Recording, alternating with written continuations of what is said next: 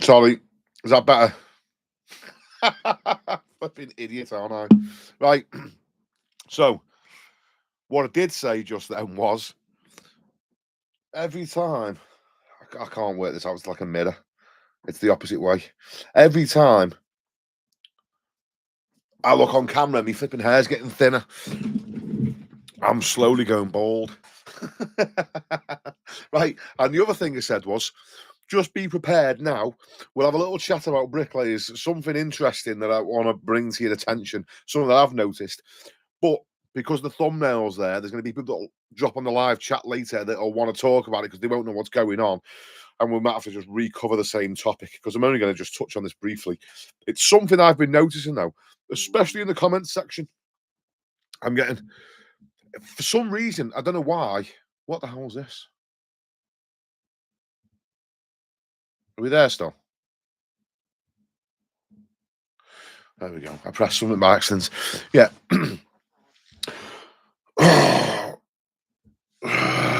Yeah, James, there'll be sponsorship somewhere for a hair transplant. Kurt needs a new roof.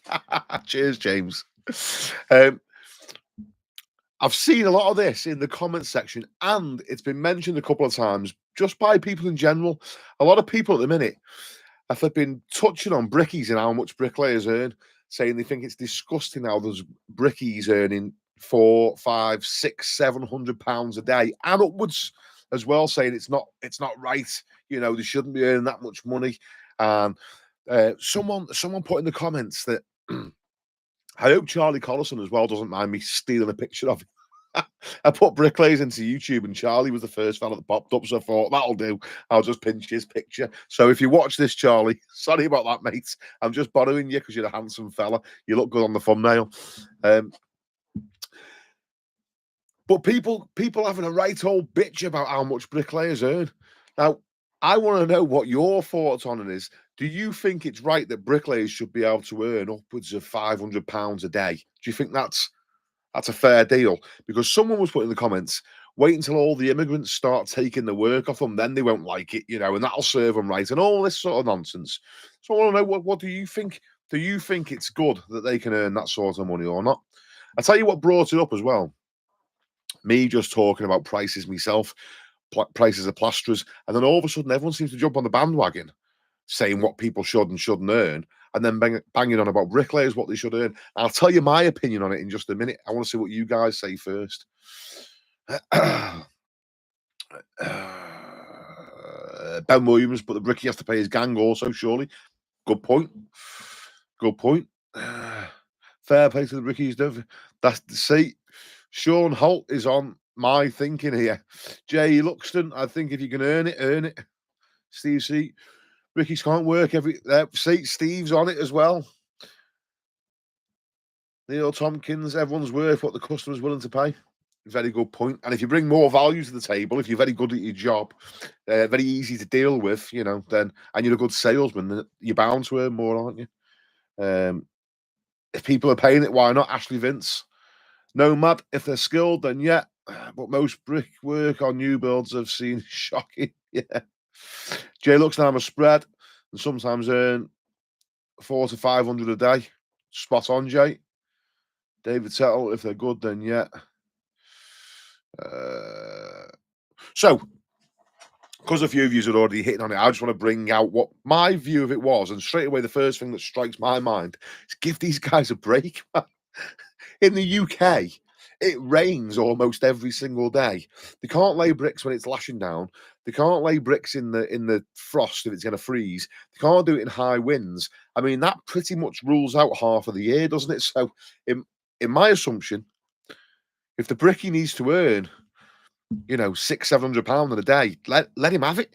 He's only working 30 weeks of the year. Can you imagine the flipping stress that they'd be under if they were just earning an average wage and then couldn't go to work most of the time? You know, every time they opened the curtains, it was lashing down. The fellas would be ready to just flipping pack in, wouldn't they? That's my opinion on it. But it's just interesting for me how people get so wound up with what other people earn. It's like, be happy with what you've got and what you're doing and just leave other people alone. But some people are just flipping nuts.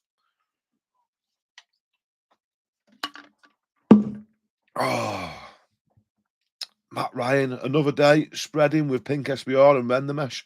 Hope to stop the spider cracks. Top video this week. Look forward to your uploads. Cheers, Matt. 10 men.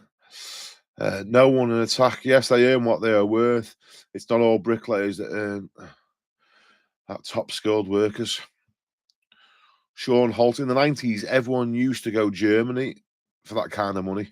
Yeah. Yeah. That's where we even made a TV. See, this is it makes me laugh.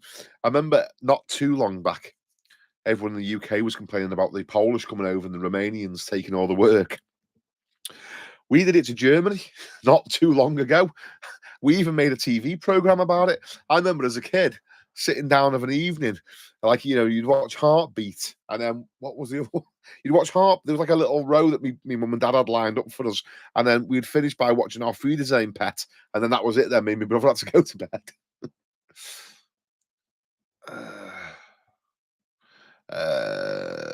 Teddy Shurin's Ghost. I run a gang of 6, need every penny we can make, and it's a hard earned. Got to put something by for all the lost time in the winter too. That's it. That was my initial thought, mate. That was my initial thought when I seen everyone banging on about it. First off, I thought to myself, if they can get it, if people are paying it, if there's a shortage and they can charge a premium, fair play to them. And then I started thinking maybe that's a job to get into, not for me so much, but advising young lads if there's loads of money to be made. But then when I started thinking about me rendering and thinking, most of the time rendering's a nightmare because you're getting rained off. And I thought that must be happening to bricklayers as well. Never actually considered how much hassle you have to go through with the weather. And then when you think about it, these guys are probably are some guys earning loads of dough. And good luck to you. I hope you are. But there's probably loads of guys that seems like they're earning money and they're not. They could potentially be losing it by the time you've had all the time off because the mortgage doesn't stop, does it? The bills don't stop. Jason T. Brickwork has gone backwards since the old days. Every other trade has improved. Joints are so thick now, they've lost skill. Yeah, I don't know much about what the bricklayers are up to. It's something I've never really dabbled with, brickwork, but I do know the plastering trade, in my opinion, is on a decline, with the skill, the standard, and just the overall attitude towards plastering seems to be just going downhill, unfortunately. Steve C, your body will be aching by the time you're 40 as well. Bent over, laying bricks below your feet in trenches and that, mate. I don't envy them boys. English Bull Terrier. If it's a top bricky, then yeah. If he's rough, then no. David Settle, the bricky I helped on site was a good bricky. Sean Holt, I think a lot of it is jealousy. Yeah, I find this with a lot of people that sort of don't work in the trades and then they listen to what a tradesman earns in a day or what a tradesman. I remember when I was a young lad, actually, and it brought it to my mind then. I remember being a young lad, early 20s, and I'd just come off the sites and I was doing private work, and it was when I was very naive, didn't know how to price jobs, didn't know how to put myself across properly. Since then, I've sort of done all sorts to get better at pricing and what have you. But back in the day, I remember working everything out on day work, and I just tell the customers, look, it's going to take me so many days. I want X amount a day. The materials cost this, and that's the total price. And I would just literally break it down and tell them. And I remember a woman saying to me, because I had said to her, like, it's £150 a day. And she looked horrified. She was like, how much? That's more than what my husband earns. I was thinking, I'm probably doing a lot more work than what your husband does. I mean, I don't know what he's doing, but it turned out anyway. He was sat in an office somewhere doing something, flipping, hammering the delete button on a keyboard all day. So I mean, I shouldn't have done, but I just said to him, well, if he tried harder in school, like he could have been a plasterer, couldn't he? Didn't get the job anyway. That was the end of that. But Mr. Boshell, my guy, how's it going, mate? Matt Creswell, we're all trying to keep the wolf from the door. Why get mad? If you want to earn more, get more skills. Yeah, 100%.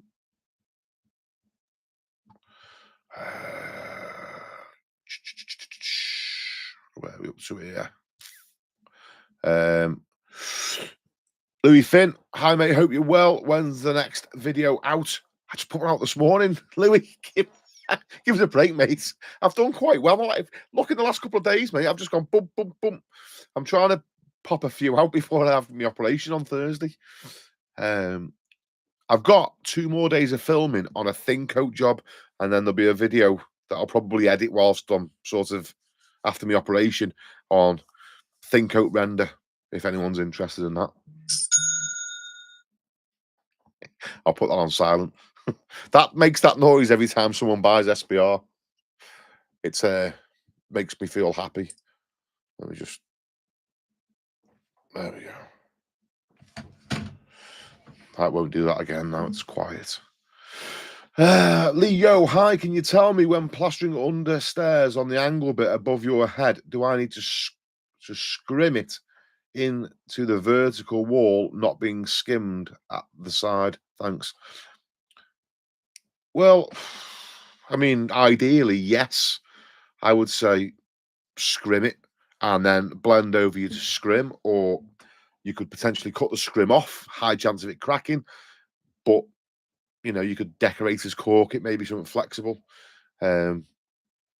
Just make sure that the stair string is good and solid before you board it, though, because if the joiner needs to put any more fixings in, you want him to do that before you plasterboard it. So make sure, get someone to run up and down the stairs and see how much it moves, you know. David Settle, I'll feed the same pet. I watched every single episode of every series of that. It was good. Jimmy Joe Billy, I'm in forestry at the minute, but want to get into plastering. Is the change worth the money? That all depends on you, mate. Ultimately, I know plasterers that are doing really well. You know, when I say really well, I mean like, you know, £300 and upwards every single day. So I don't know if you class that as good money, but sort of, you know, £300 minimum, and then they're doing 350s, 400s, 500s a day. You know, varies. But and then I know guys that are on £150 a day. So that it just depends on you, really, mate. Mr. Beauchel, do you remember that I tagged you in one of my little brother's rendering my mum's garage walls? I think I do, mate. I think I do, to be fair. Yeah, the video, I do remember it, yeah. Yeah, didn't he stop halfway through? He'd gone so far and he just left a little bit. I'm sure that was him. I have got quite a good memory.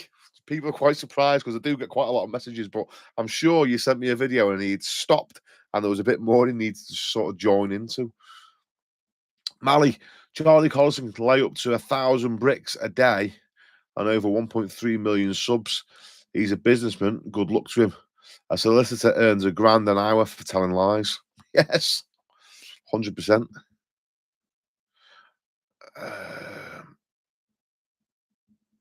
Where are we going here now?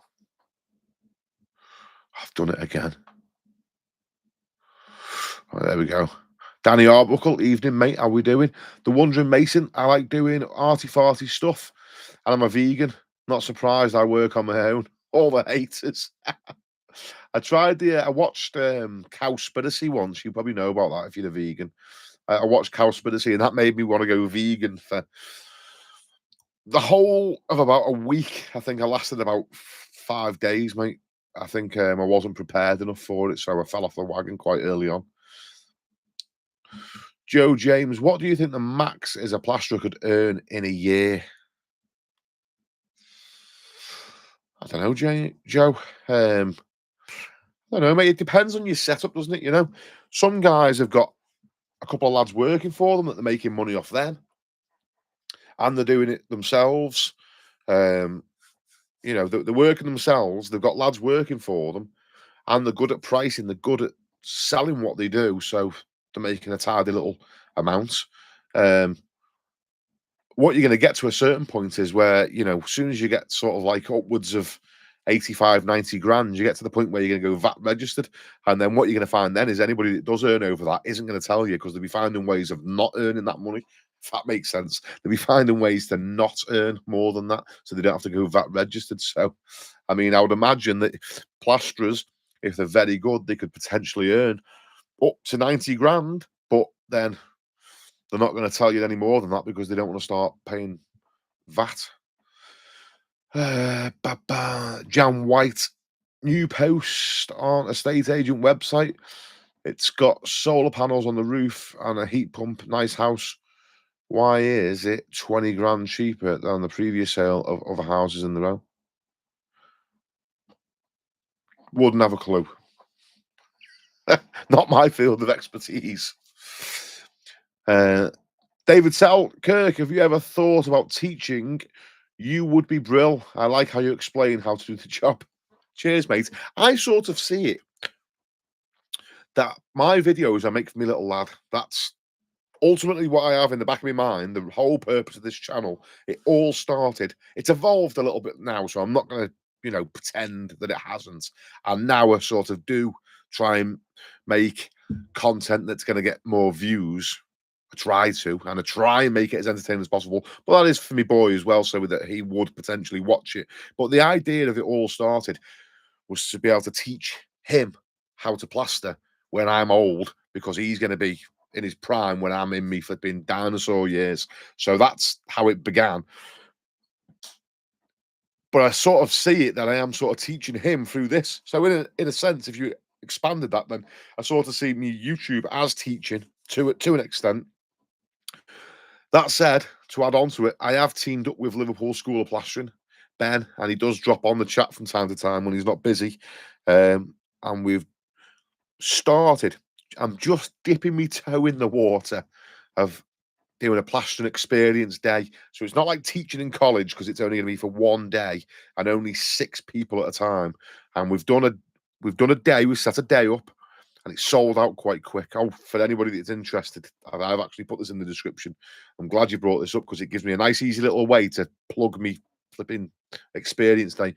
We've now just opened a second day, just because the amount of people that sort of were messaging and going on about it. I thought, well, I'm sure the day's going to go well. The plan was, I've actually gone back on what I said, because I said I'm going to see how the first day goes, and if we like it, then we'll do another one.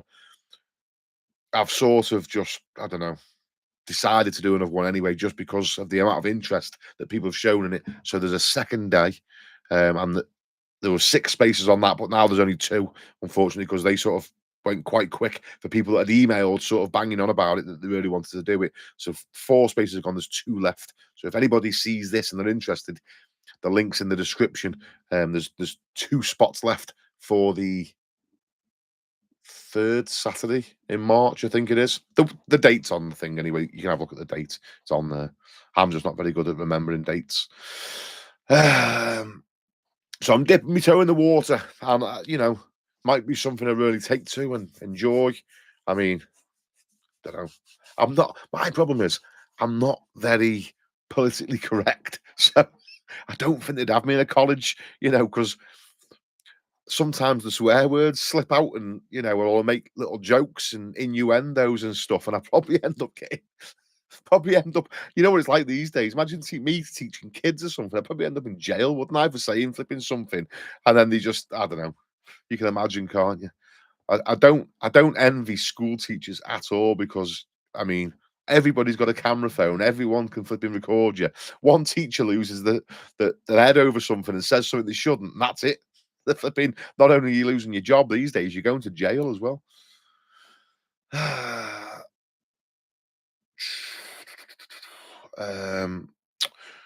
James Chedderton. So, plasterer did a really bad job. Took ages for me to clean it all up and apply filler over the marks. Would you take on the challenge of teaching me how to basic plaster in a day and film it? Yeah, jump on the course. Well, I say course, it's not a course. Jump on the plastering experience day. That's come and join us if you want, mate. John White, good luck with your op. Cheers, John. Thursday, it's finally here. Steve OC. That's snobbery. I remember the students in college hated us apprentices, saying their daddy's tax money was paying for our apprenticeships. Sean Holt. Does any plasterer suffer with bad tendons in the arms? Yeah, I used to. That's why I switched to that 14 by 4 inch trowel. That's what started me using one of them. From going from an 18-inch trowel and sometimes being stupid, young and stupid, using a 22-inch trowel, and then I got tendonitis in my wrist or whatever. I don't know. I couldn't pick a pint up. That was the thing. I'd finished work. I got that. And just trying to lift anything up. It was just horrendous. So, smaller trowel, fixed it.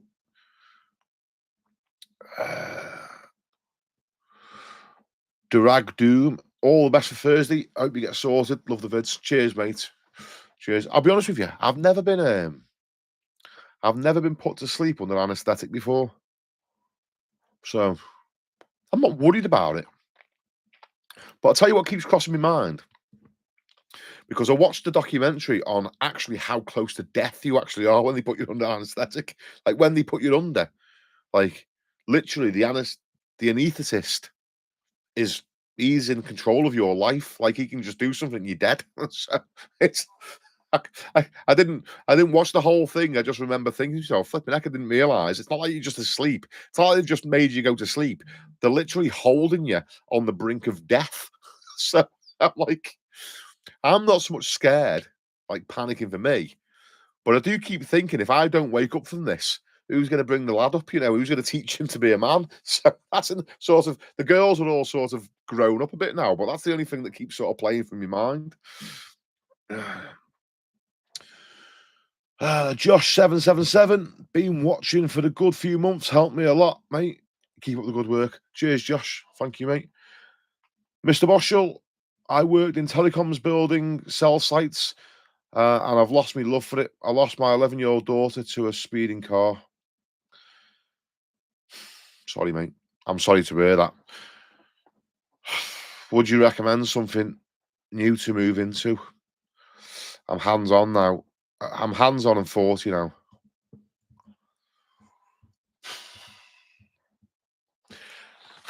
You flipping got me there, mate. I wasn't expecting to read that. I'm absolutely gutted for you, mate. I can't imagine what that's like for you. I'm sorry to read that. I would say you just do whatever you need to do, mate. I mean, a change is gonna changing career, you're gonna have to fully focus on a new thing, aren't you? If so, you're not. What I mean is, you're not going to work on autopilot. What you're doing now, you're probably doing on autopilot, which means that you're. I'm just thinking of what you've just told me, by the way. So I'm just thinking how I would deal with this, mate. What you're doing now, you're on autopilot doing it. So that means your mind's your own all day to dwell on things or whatever. I'm not saying you want to take your mind off it, but if you were to do something new, like get into plastering, you're going to have to be switched on for the plastering. So it's going to occupy your mind, whether that gives you a little bit of space where you're not thinking about what's just happened. Not that you don't want to think about it, but if it distracts you from a little bit and you get a bit of peace for a short while whilst you're doing it, maybe that would be a benefit. I don't know, mate, but that's what I would probably just try and distract myself, you know. But I just anyway, listen, I don't want to keep going on about it, mate. You probably don't want to talk about it too much, so I'm just sorry for your loss.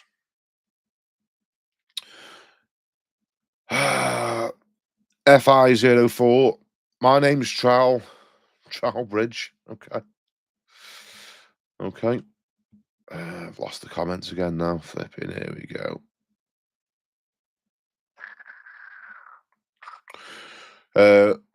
Wesley Healy. Do you feel there are many apprentices out there that need to finish their trade in college? As a man who got his trade in 2011, I can set up for stonemason apprentice. Love the channel. Do you feel there are many apprentices out there that need to finish their trade in college? I feel like a lot of. I think there's a lot of lads. What I've found is there's a lot of lads that are doing plastering in college, but they haven't got an apprenticeship. And I think that they need to do both things at the same time. I think they need to go hand in hand, because just doing the college by itself doesn't seem to be turning out great quality lads. You know, they need the apprenticeship at the same time.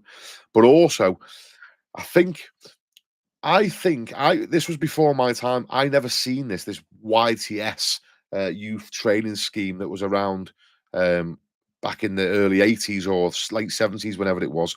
I think we should do something like that again, because ultimately at the minute there's no great incentive for tradesmen to want to take on and train up young lads, because they're just an expense. And if a tradesman can get by on his own or with the team that he's got without training a young lad, it's cheaper for him not to bother, isn't it? So there's no sort of bringing the young uns through. Ultimately, you know, there's loads in college, because I get them messaging me. They're in college, but they can't get a start.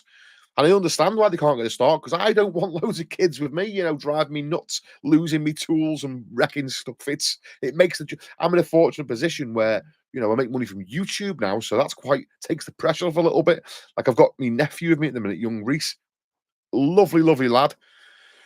He costs me about an extra £40 a day for the things that he loses. He's constant. We get back in the van, I'm like, "Where's that? Where's my phone charge? Oh, it's gone.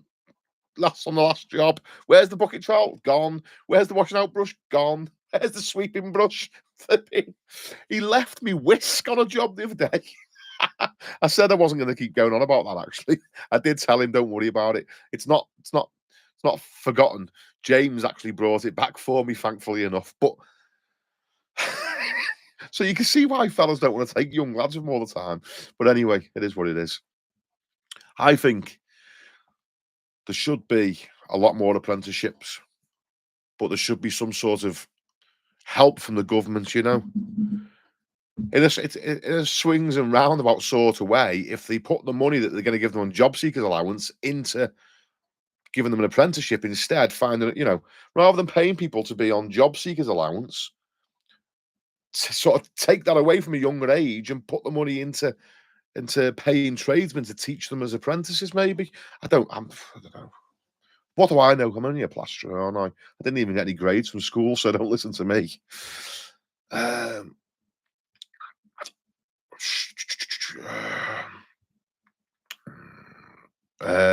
Williams, sorry. There we go. Ben, so with all these products you're making, are there any plans to make your own brand of finish coats, backing plasters, etc.? No. You will not change the mind of the British plasterer to using a different product. So ultimately, British Gypsum have got the monopoly on the finishing plasters in the UK, unless you go down the tape and jointing route. There was another firm trying to bring out a finishing plaster, Make Good. I've never even considered this, by the way. It's never entered my mind. There's another firm that tried to bring out a finishing plaster called Make Good Plaster. Was it any good? It probably could have been if you got used to using it, but ultimately, the British plasterer uses British gypsum, and that's it. You won't change them. So unless you make exactly the same product, you're just banging your head against a brick wall. What I would like to see is a lot more lime plastering being done, and sort of a return to lime plastering for a lot of the buildings that are designed with a lime plastering system. You know, any building with no cavity, any building older than like 1960 really should just be redone in lime, but they aren't really teaching much of that. I don't know. Saying they don't teach it in college. I'm sure someone will pipe up and say they do, but they maybe just talk about it for a couple of days and then that's it. I don't know. But I think there's a big need for that, because there's so many houses with mold growth and damp and, you know, penetrating moisture and stuff. Mr. Bushell, not that bit fell off the wall. Jason Tomlinson, what op are you having? I'm having my knee operated on, mate. I've got a torn ACL and a tear in my meniscus, or your cartilage, the little squidgy bit of leather between my knee bone and my leg bone. Apparently, they're going to trim some of that off. Sean O'Donnell, Evening Kirk, it's Sean, as in Sean. Appreciate you correcting me on that, mate, so I say it properly. Few more days and you'll be up to 100,000 subs. I know what I've done as well is I've been quite sneaky. I don't know if you've noticed. I've turned it on so only subscribers can comment. I'm trying to get to that 100,000. I was saying to the missus, I'm nearly there, you know. I've nearly got 100,000 subscribers. And she said to me, what happens when you get to 100,000? I said, babe, when I get to 100,000, YouTube send me £1,000,000. Do they?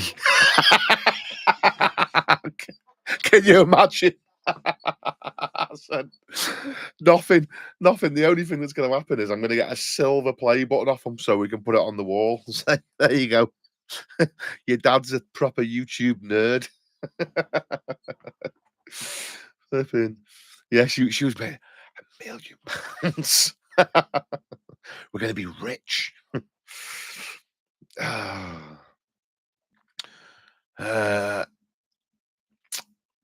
Ian Turner, sorry, Exploration UK, Alan Shapp. I don't use two guys, must be talking between yourselves. Ian Turner, bricklayers are just plasterers with their brains knocked out. Just saying.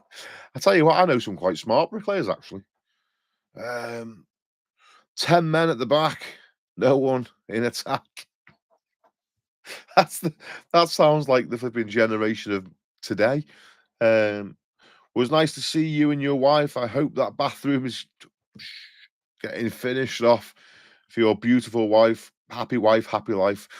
Yes, this is something that's been mentioned quite a few times by the missus lately. So when the operation recovery period is waning out, it's been mentioned that whilst I'm slowly getting back to action, that should be the first thing that I focus on. So we'll see.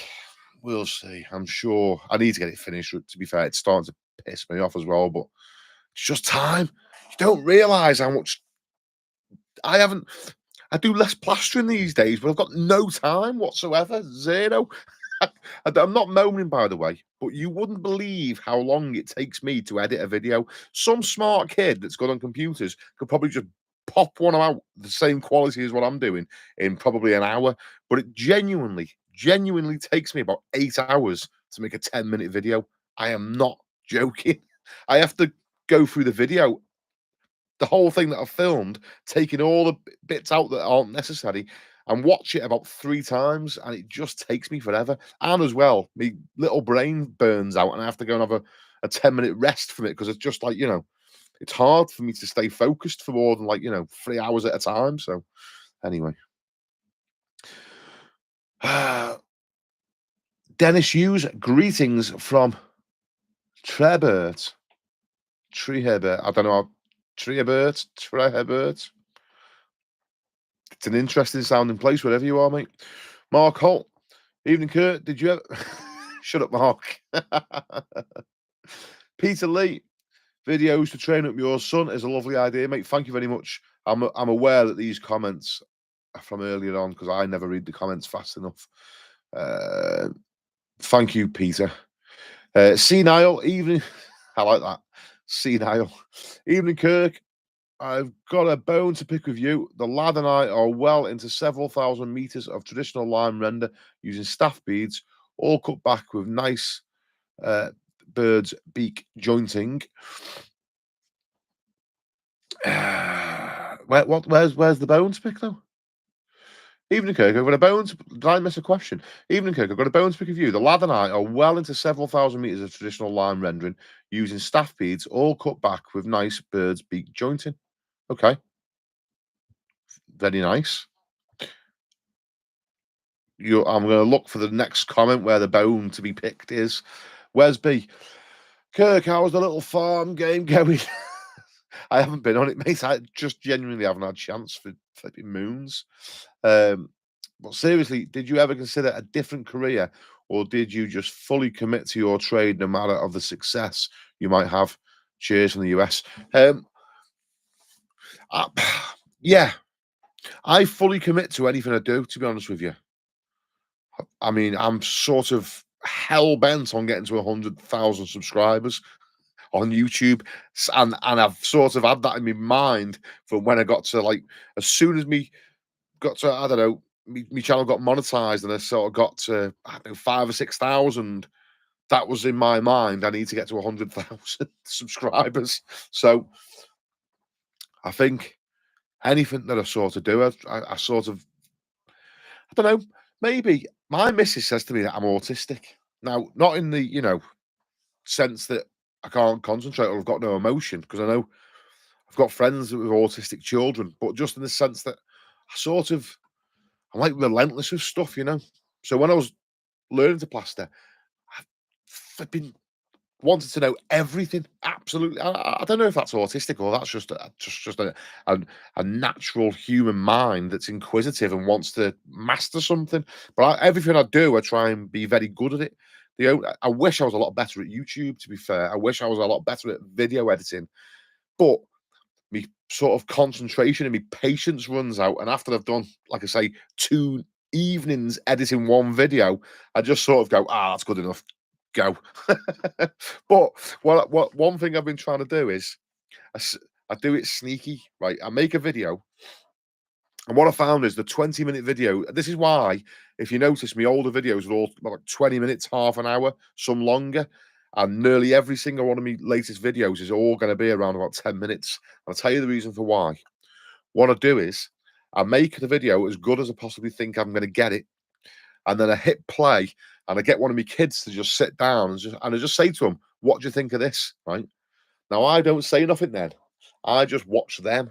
I'm sort of go on my phone. I'm just playing on my phone and say, "What do you think of this? Tell me when it gets boring." And I just play on my phone like that, and I just watch me kids. And as long as they stay engaged, then I'm quite happy with it. If they drop off about minute 7 or whatever, I think, oh, fair enough. But that's how I make my videos. I try and make it if I can keep the kids entertained with it, because it's quite a boring subject for a kid, plastering. Then I think it might work on you guys. So that's how I've been gauging it. The 20-minute videos, just forget it. The kids can't even watch films, man. All kids these days have got TikTok brain. They've got the concentration span of a flea.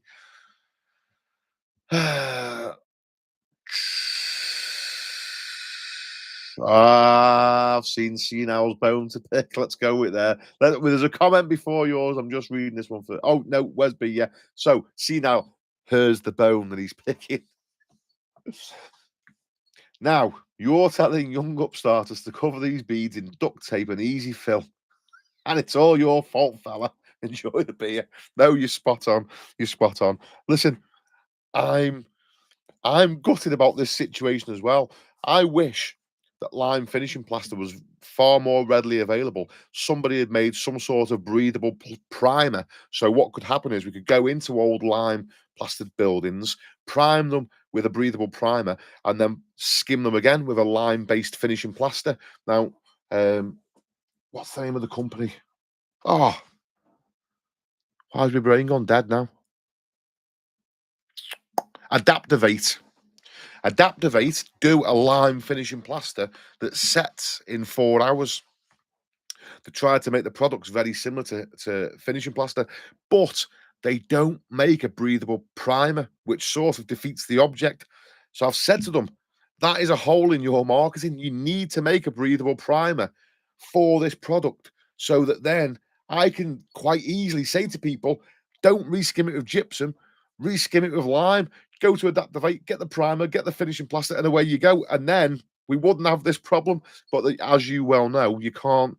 Those timber staff beads in the corners on old lime buildings, on the corners of chimneys and that, as soon as someone tries to pull them out, the walls are coming off. As soon as you skim over them, they're cracking. So it's like, what you do? Just have a beer. Just have a beer and put my head down in shame. I'm sorry. You're right, Senile. You're right, mate. I'm with you on it. David Settle. I was looking at Liverpool School of Plastering as I'm a labourer struggling for work and want to look at a trade. The thing is, I'm now 41 and don't know if it's too late to get into a trade. No, it's not. I wouldn't say it's too late, mate. I wouldn't. I mean, look, it's not ideal. That's the truth. It's ideal to learn any trade when you're a young man, when you're basically a kid. That's the easiest time because you don't need the money, so you can afford to be an apprentice. It's very difficult to be an apprentice when you're older, but if you can find somebody half decent to work with on the weekends, work in the week and start trying to learn on the weekends. The difference with you now is if you want to learn, you will learn so much faster. Kids that come out of school that get chucked into the deep end, they've still got the school mentality. They don't really want to learn. Well, they say that some do, but do you know what I mean? They're sort of like da, da, da. They're thinking about the girlfriends, what they're doing tonight, where they're going on holiday, what nightclubs they're going to go to, what clothes they're going to buy with the wages. The brains are all over the place.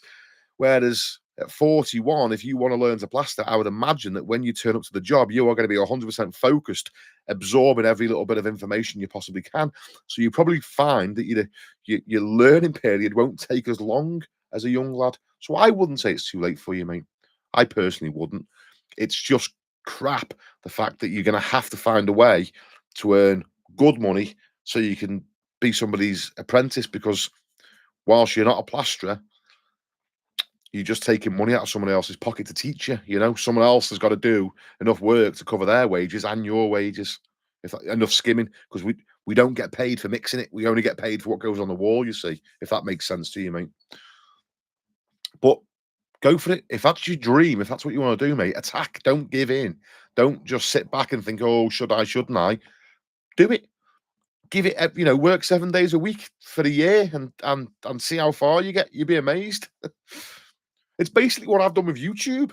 I mean, I basically just did this every single night and weekend, and every time I had time off work, just made videos and watched videos on how to make videos and tried to educate myself as much as I possibly could. I mean, it doesn't show. I don't think my videos are polished quality at all, but I've tried my best to sort of get as good as possible whilst fitting it around another job. And then I've sort of slowly been able to transition over now, where I'm sort of in a nice position now. For me, it's the first time in my life I've ever sort of been in a situation like this where I can quite happily go to jobs and do them for free for people just to film it. Not every job, I'm not absolutely nuts, but I've always liked helping people.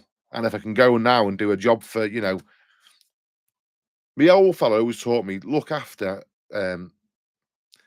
fatherless children, single mums, old people, sort of basically anyone that isn't a working man. If a man's sort of capable to go to work and earn his own money, then he can pay. Whereas everybody else, if they're sort of struggling in any way or whatever, gives me the opportunity to help those people. So it's quite nice, because what I tend to do is I'll put a post out on my Facebook page in my local community group, and I can just put a post out there and say, I want to make a video on X, Y, and Z. Does anybody have a job that they would like doing for free? And all I want to do is come along and film the job, and send me a private inbox message if you fit the bill. This is what I want to do. Gives me the opportunity to do that, which is quite nice. Uh, Matthew Gascoigne. I started late in life, Kirk, even though I've been plastering 22 years now. I've just turned 50, but I still learn daily all these years on. I learn stuff from the comments all the time. Somebody put a great little tip in the comments before. I'll tell it you guys. It was something I've never considered doing. So I've just done a video, and one of the things was I showed how to do a California patch. Some fellas absolutely hate this method. They don't like it. I know how to do it, but I don't do it. I personally, if there's a hole in a stud wall, like to fix timber in behind it and then screw a plasterboard in there so it's good and you can push on it. It's fixed. California patch, if you don't know, you just cut a piece of plasterboard, cut the hole square, cut your plasterboard square, but you make the plasterboard bigger initially, and you break the edges of it off and leave the paper on so that there's a little piece of plasterboard that fits in the hole and the paper covers over it. You smear adhesive all around the hole and all over the bit where the paper's going to go, bed it in, flatten it with your trowel, and it becomes part of the wall.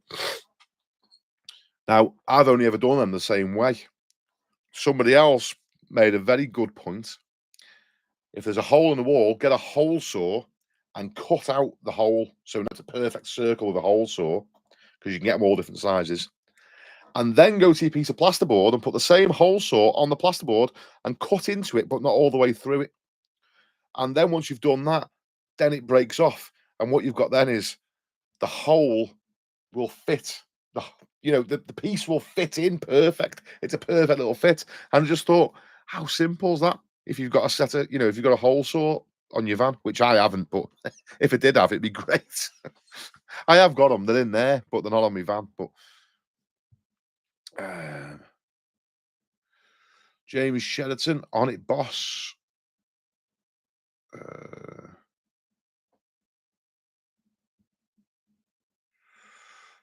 Where have we gone here now? Sorry, guys. I keep doing this because I'm not reading the flipping comments fast enough, and I go down and it just goes straight to the bottom of the comments, and I miss loads of people's out. There we go.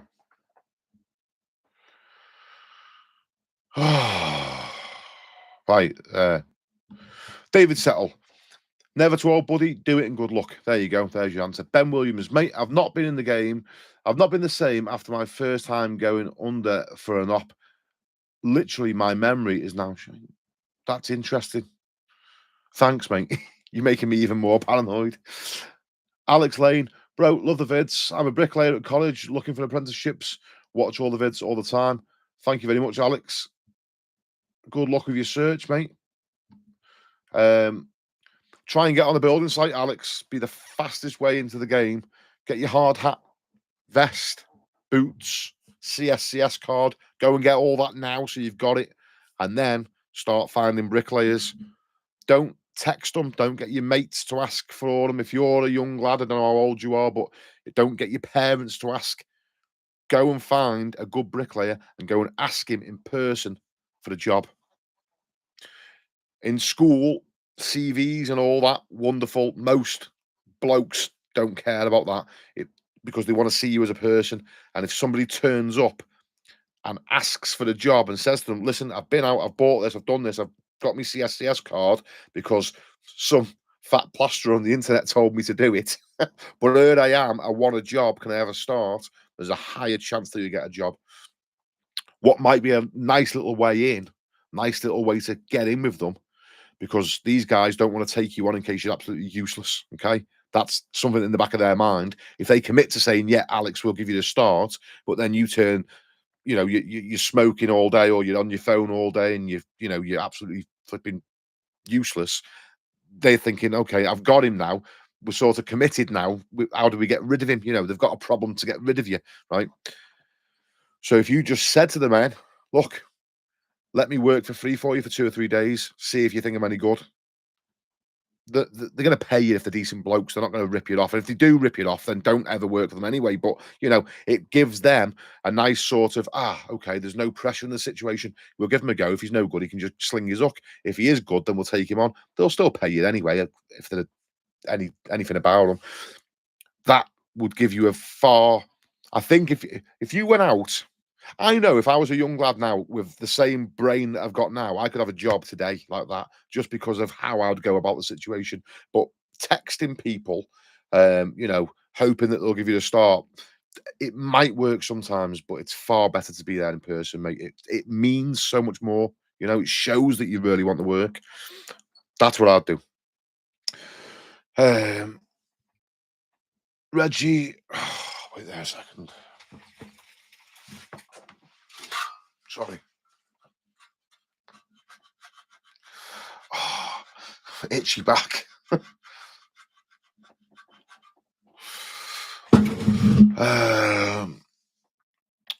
Reggie, here we go. I teach level 1 plastering at my local college on a Saturday and assist on level 2 on a Wednesday evening. It's hard work with some of them, but you get the good lads and ladies who actually want to.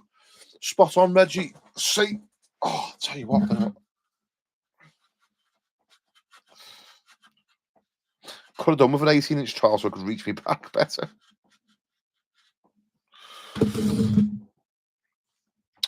Mr. Boschel, sorry, Mr. Boschel, sorry, I shouldn't have asked that. I don't know what you asked. Reggie, learn, and it makes it worthwhile. Definitely. Mike Buick. I'm sure that's how you pronounce your surname, mate. Mike Buick. Evening, Kurt. Many thanks for the email reply. The hard wall, fake brick walls are almost finished, thankfully. Keep up the inspirational videos, mate. Nice to see a real master of the craft. Mike, I tell you what, mate, I was very, very impressed with the way that you've coloured those. Those. So Mike's made a wall out of hard wall and cut in the mortar joints, and he's coloured the bricks. And I tell you what, I didn't. I was a bit taken back at first because I thought, is he sending me this as like a joke to test if I can, if I can tell the difference? Because it genuinely looks like a brick wall. Fair play, Mike. You've done a great job of that, mate. Man cave poetry days. Been a brickie in New Zealand all my life. 61 now and still enjoy it. Just a bit slower. Love your chat. Cheers, mate. Thank you. Reggie, I work full time plastering and do the Venetian.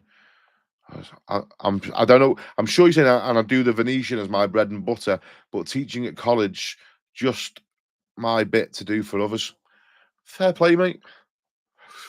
Fair dues.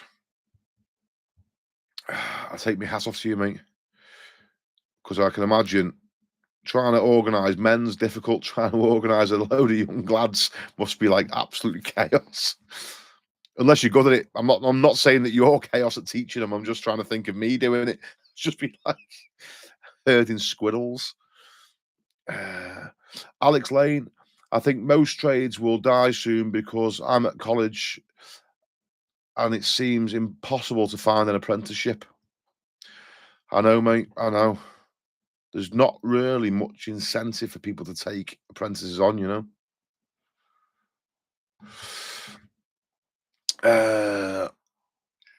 What doesn't help as well is the subcontract thing, where big house builders don't want to employ no one. They want everyone just being a subcontractor so they can't lose money, and then that has a knock-on effect then because there's no sort of young lads being sort of what brought if there was big house builders that employed everybody rather than kept keeping everyone subcontracted, then there'd be an incentive for them to bring young lads through because it would be cheaper labour for them for a while. Whereas when it's sort of put on the tradesmen are just thinking we're on price. We've got to try and make as much money as possible. It's hard to bring somebody in case they start doing things that slow us down. They're already making money. Taking somebody else on sort of like a gamble for them, isn't it? So, and that's why I always say if you're trying to get into the game, just offer your services for free. Once someone sees that you can actually get stuck in, they're going to feel a lot better about saying, yeah, stay with us. But if you're going to do it, just make sure that when you're on your trial period, that you put the work in. Make sure you really get stuck in and do a proper shift. Stuart Nicklin, hi Kirk. What's the best way to stick plasterboard to a wall with a history of damp? Okay, you could not stick it to the wall. You could go down the route of solid plastering it with lime plaster that's breathable, or you could put sand and cement on with waterproofer. That said, if you were determined to plaster it, you could sand and cement it with waterproofer to stop any penetrating moisture, and then stick your plasterboards to that. There's membranes that you can put on first. There's damp-proof membranes, and you could stick your plasterboards to that. And there's also dry zone maker stuff that is like an adhesive that doesn't let moisture pass through it, and you could use that as well. So there's a few options for you there, mate. Different ways of doing it. Or you could jip line the walls and actually step the plasterboard off the wall. It's like a stud wall built in front of it, and very thin, and it gives you a small little cavity. Gives you the opportunity to insulate in there as well. Then it's all sorts of different ways, mate. To be honest with you, but there's a few good ways that you could do it. Ron Crompton, did you say you were coming to Liverpool sometime?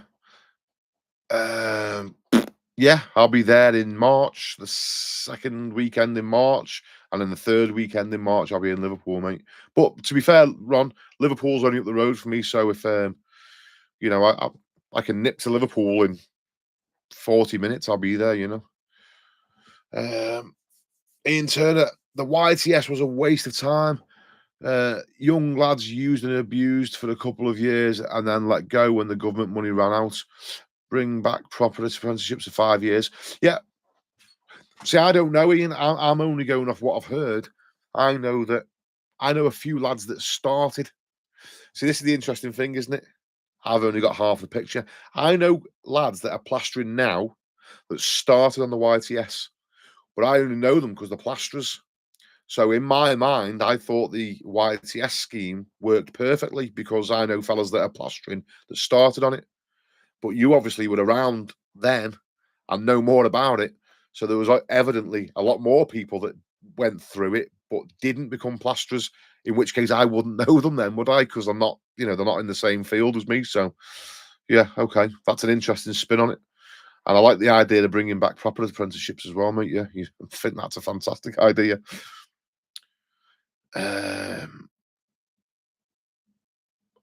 5 years.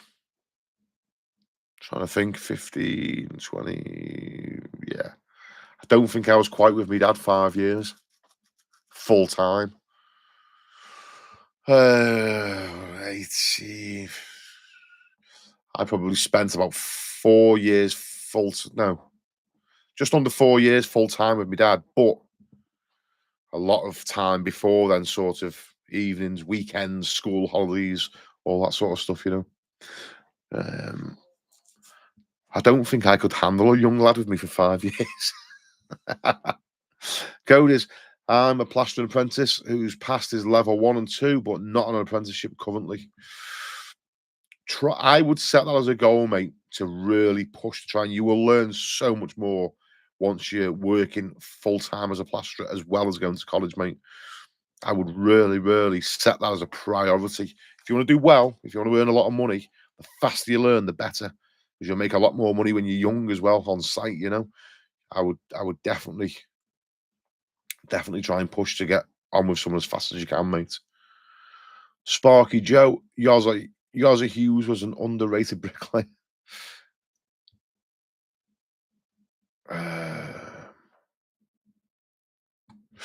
Alex Lane, I think the government should help promote people in the trades because less and less people are learning the trades each year. Mate, I look at some of the stuff the governments are doing. I don't even know. I don't know if there's anybody that knows what's going on in the government. I'm not just on about apprenticeships. I'm just on about everything. Just look at one single thing that is going on in the government and local councils that seems like somebody with a logical brain is in charge. It seems to me like just absolutely everything they touch is just back to front. I don't know if that's just me being very critical, but that's just my opinion,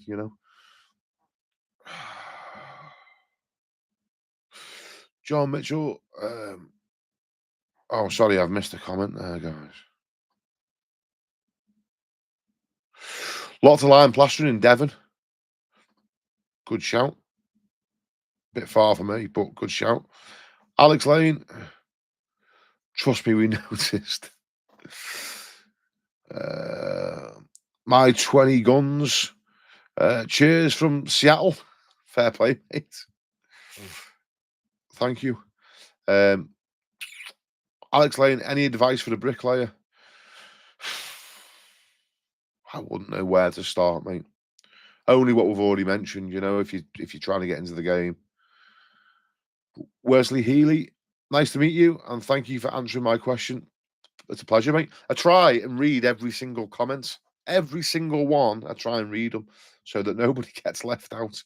Because I know myself in the past, I've piped up on someone's live and they've just completely scrolled past my comments, and I've done it again. And I'm trying to say something nice to them, and they just completely blank me. So I think it's only polite if you guys have got the decency to sit there and listen to me yap for an hour or two, and you've got you've got it in you to write a comment, then I should do my part and at least read it out and give you enough respect to give you an answer. Jet the Vizsla. That's good to call you Jet. Good day, Kurt. Watching from New Zealand. Good luck for Thursday, mate, with the op. All the best. Love watching your vids. Dan. Cheers, Dan. Thank you very much, mate. I am concerned now that I'm going to wake up and lose my memory. uh, D. Gallagher painting. Kirk, my woman. Oh, sorry, there was a message before that, but it's not there. So, message retracted. Little Englander. I didn't retract your message, mate. I always say this. If you've said a swear word, YouTube might have retracted it, but it wasn't me. D. Gallagher painting. Kirk, my woman has been waiting 12 months for me to paint the bedroom. Can't get a minute either. There we go. Glad it's not just me, mate. Mike J. Kurt, mate, what's going on? What's the best way to fill up a chase that's directly behind some heater pipes? Okay, if there's heater pipes there, I've actually done a video on this. If there's heating pipes in the wall, then you've got a few options. You can wrap them in Denso tape so that gives them the chance to expand and contract, and you could solid plaster over them. You could. My preferred method is this. This is what I think is the best way of doing it. If you're burying the heating pipes, cut down the brickwork first like this and chase the pipes into the brickwork. Only take out so much. Put the pipes into the brickwork, right? So that's that wide. And then take the plaster off that wide, okay, down each side. Chain drill it with it. What I mean by that is drill little hole every centimeter just right down the wall. Don't kick up a grinder in the living room because it'll just make too much dust. Chain drill it and then chop the plaster out of there, and then get some plasterboard and dab it over the pipes so that the joint of the plasterboard where the plasterboard meets the existing plaster is offset away from the pipes. Pipes are chased in there, plasterboard spans out to there, scrim the joints, skim over it. That for me has been perfect every time, never failed. If you get to the pipes afterwards, they've been installed later on, and there's no chance of getting them into the brickwork, another way that works quite well is to fill up with expanding foam, the chase, cut it back a little bit, put some bonding coat in there with some scrim, let it set, and then skim over it. You can skim directly over the foam, but if anybody ever went like that, it would crack, But the reason the foam, just in case you don't know why I'm suggesting that, because it seems quite cowboy, but when you think about it logically, the pipe's going to expand and contract. If you just fill around the pipes with solid plaster, when they expand with the heat, it's going to crack it. So the foam gives the pipes chance to move in and out a little bit. That's the reason I would suggest doing that. Not textbook, but it works. But make sure you put scrim over it at least, because you don't want someone to, imagine leaning on the wall and your elbow just goes in because a little bit of finishing plaster is not going to stop it. Um,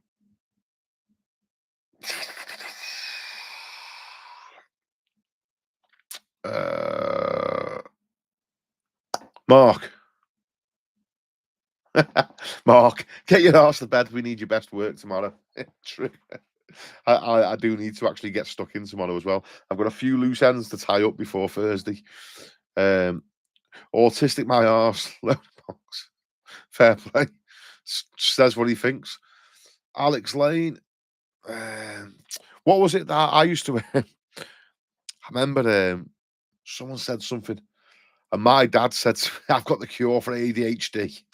And I genuinely think my dad did have the cure for ADHD as well, because I remember our Craig piping at once, and Dad just took him out. Every time our kids started like that, whoosh, just calmed him right down. I'm not recommending you do that, by the way. I'm just saying what happened to me and my brother when we were kids. We probably had we would have probably been diagnosed with ADHD now. Me and my brother, we were permanently like a box of frogs. I remember our Craig used to climb out of his bedroom window and everything. Could have just gone down the stairs, but out the window he went. He was flipping crackers. Mark, save yourself time and hassle. Just post everything, mate. I have thought of doing that. I know that there's another YouTuber, and what he does is he cuts and edits all the footage into a video, and then he's got a second channel where he just uploads everything. It has been a thought. I just don't want to bore the life out of people because there's a lot of footage where there's just not much happening apart from me just plastering is plastering. If you think about it, right, plastering is a very monotonous job. Once you start a process, you're just doing it for hours, the same thing. It's I would imagine it would make for very, very boring viewing, you know. But maybe that's just me because I've done it my whole life. That's, you know, I would find it boring, but maybe for somebody that hasn't, it might be interesting, but I don't know for how long, you know. Dave Smith, no one needs lime plaster, use multi finish. No, no, there's great advantages of lime. Don't resist it.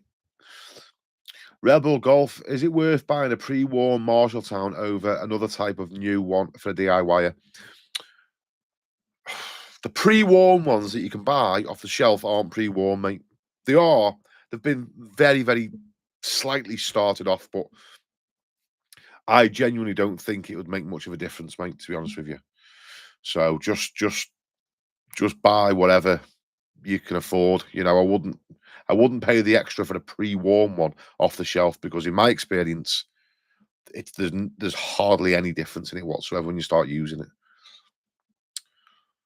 Wesley Healy, never too old to learn a trade once you have the drive, although the creaks do appear in mid-40s. Yeah, true. Depending on what he's done, though, you know, if he's sort of done sort of light work for the first 20 years, you know, he might have the joints of an 18-year-old still. He might be in great condition. It's only sort of once you've been doing arcade for about 20 years that it starts to set in, doesn't it? Rigor mortis starts to set in. I've done it again.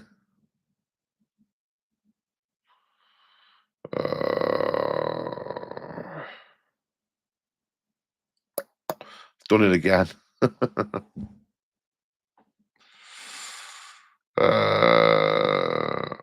Right, there we go.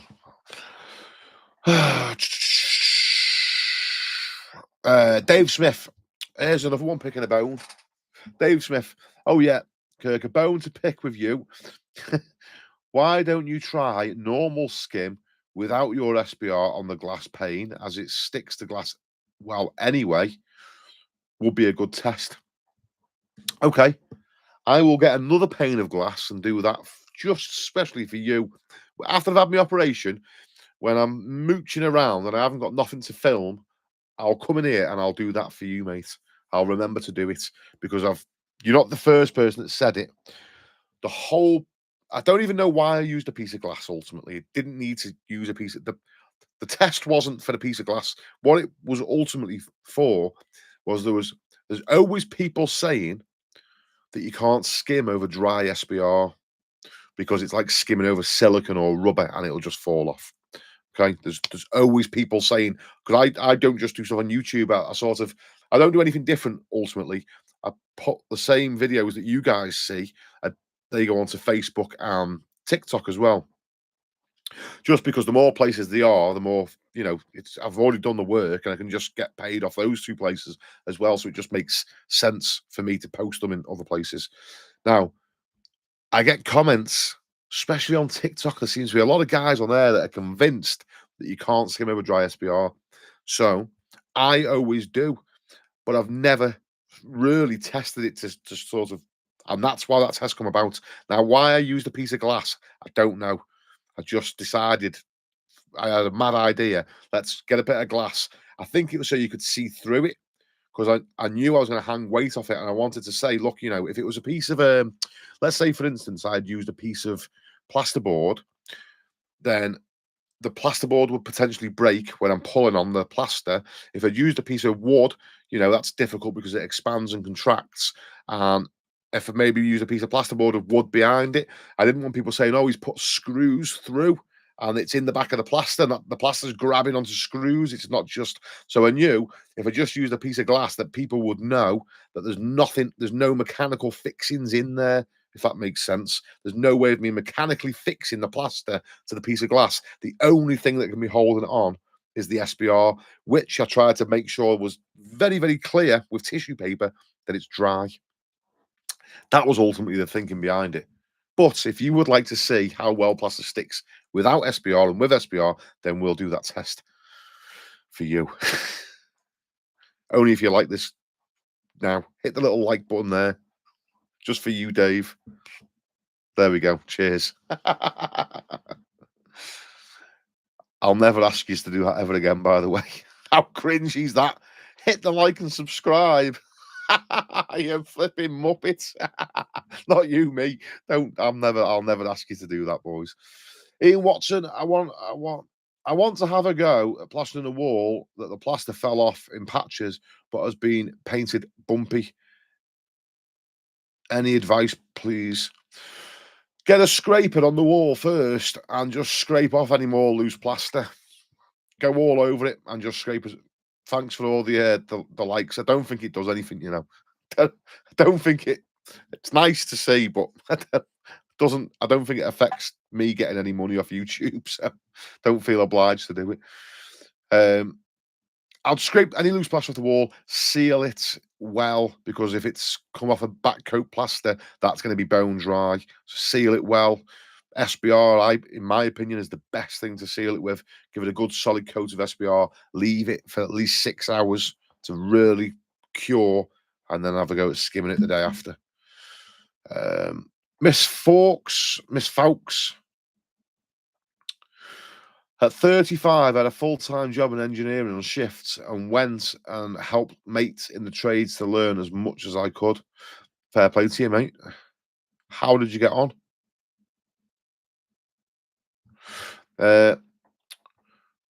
Shoaib, I don't know how to pronounce your name, mate. I do apologise. Would you come to Bradford to do a job? It's a little bit far for me, my mate. It's a little bit just... To be honest with you, I'll be 100% straight with you as well.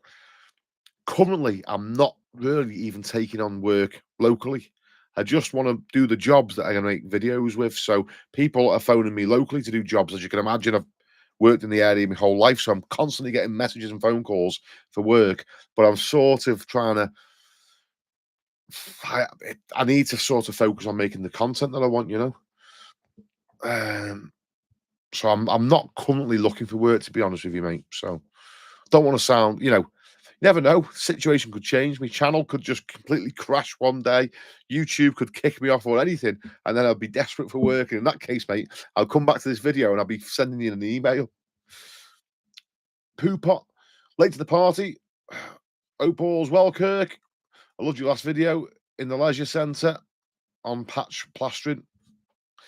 Cheers, mate. Thank you. I'm waiting for the phone call off the... Because what was funny was they said to me, "Oh, we've got a little hole that needs patching up." And then I wanted to sort of show a few different ways, and I was going to just go to a few different jobs, and I thought, you know what, I want to make this video sooner rather than later. So I just thought we'll do a couple of holes in one go. So I made the extra little hole in the wall, and you didn't see it in the video because but the manager come round and was like, "I thought there was only one hole." I was like, I'm not going to tell them I've just smashed a hole in the wall for them, because I don't think they're going to like it. But ultimately, I guarantee someone from there is going to see that video, so they're going to know. But it's too late. I've already fixed it. Can you get told off for causing damage if you already fixed it before they find out? It was only for you guys.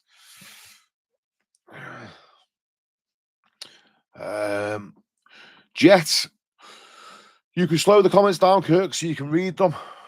That's a good shout, that.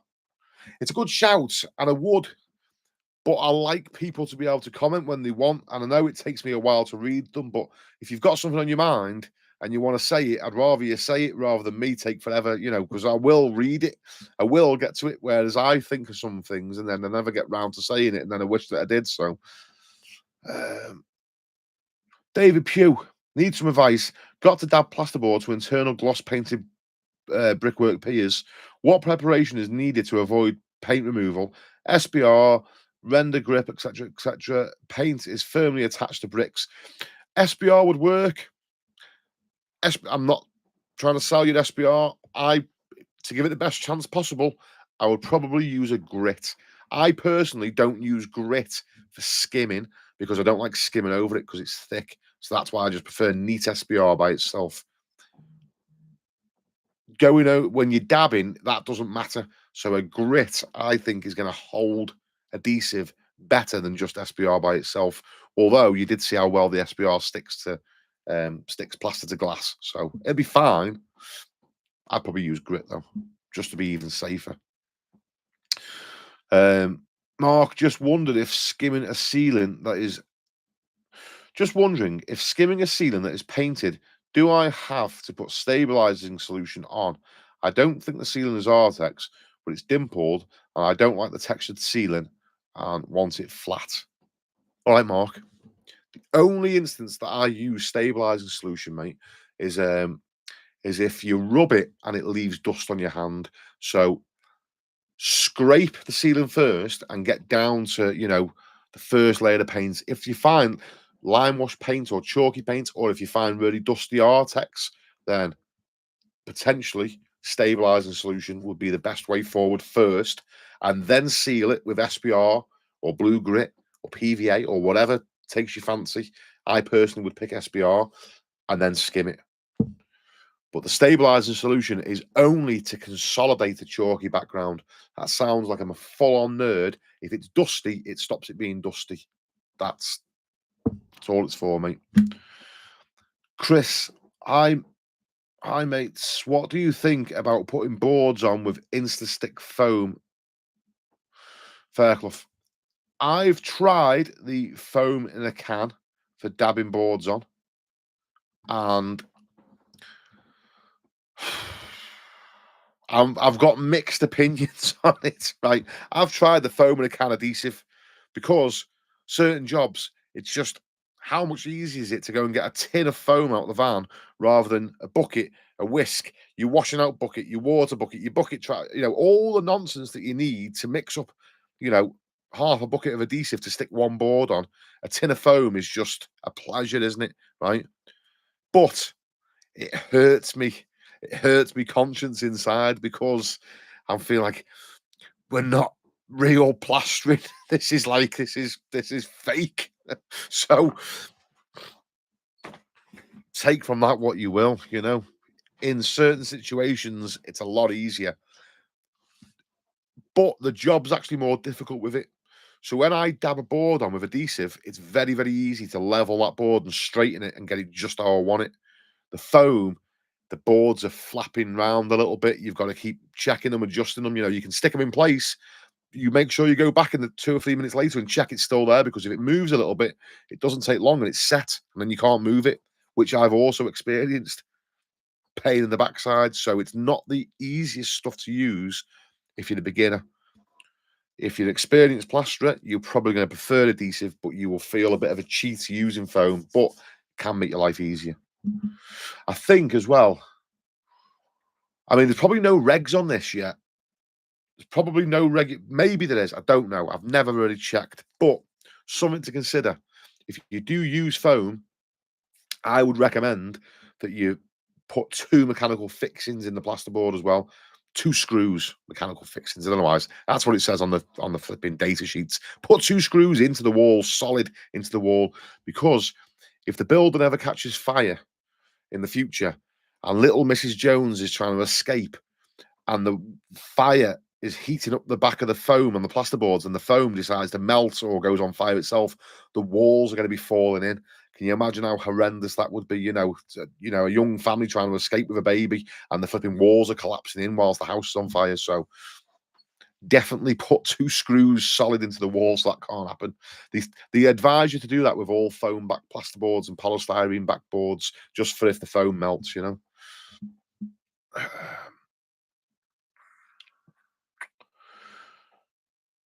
Dave Matthews, evening Kirky boy.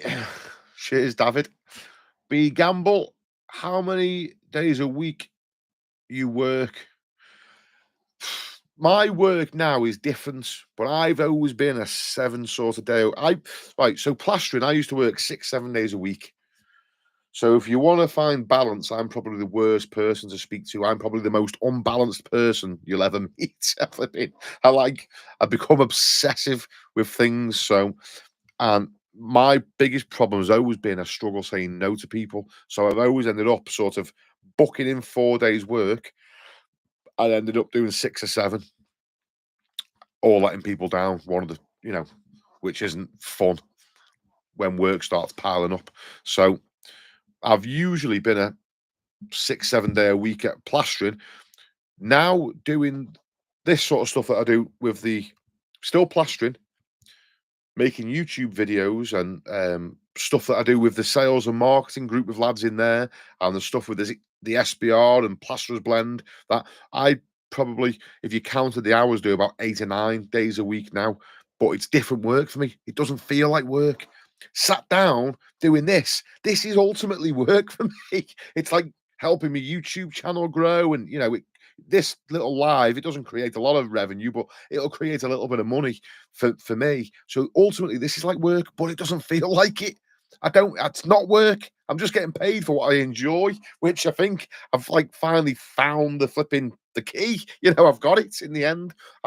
None of it now, nothing now feels like work for me. Going and doing the jobs, I get to do them for nothing for people. I enjoy that, helping people.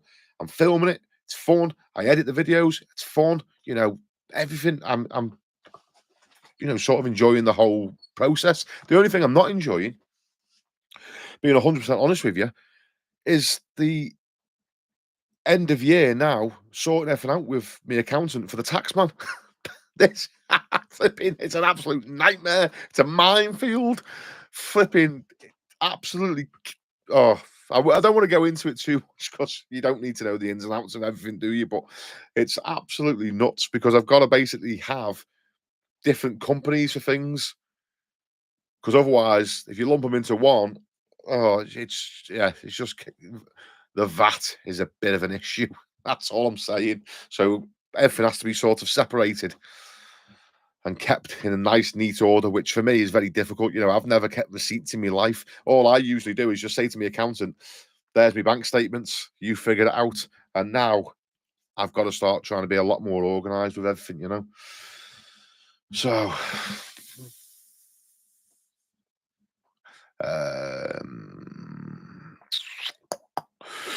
Ryan Stoddart, when would you recommend overboard on an Artex ceiling in terms of how thick the Artex is? As I've heard, ceilings come down due to the weight.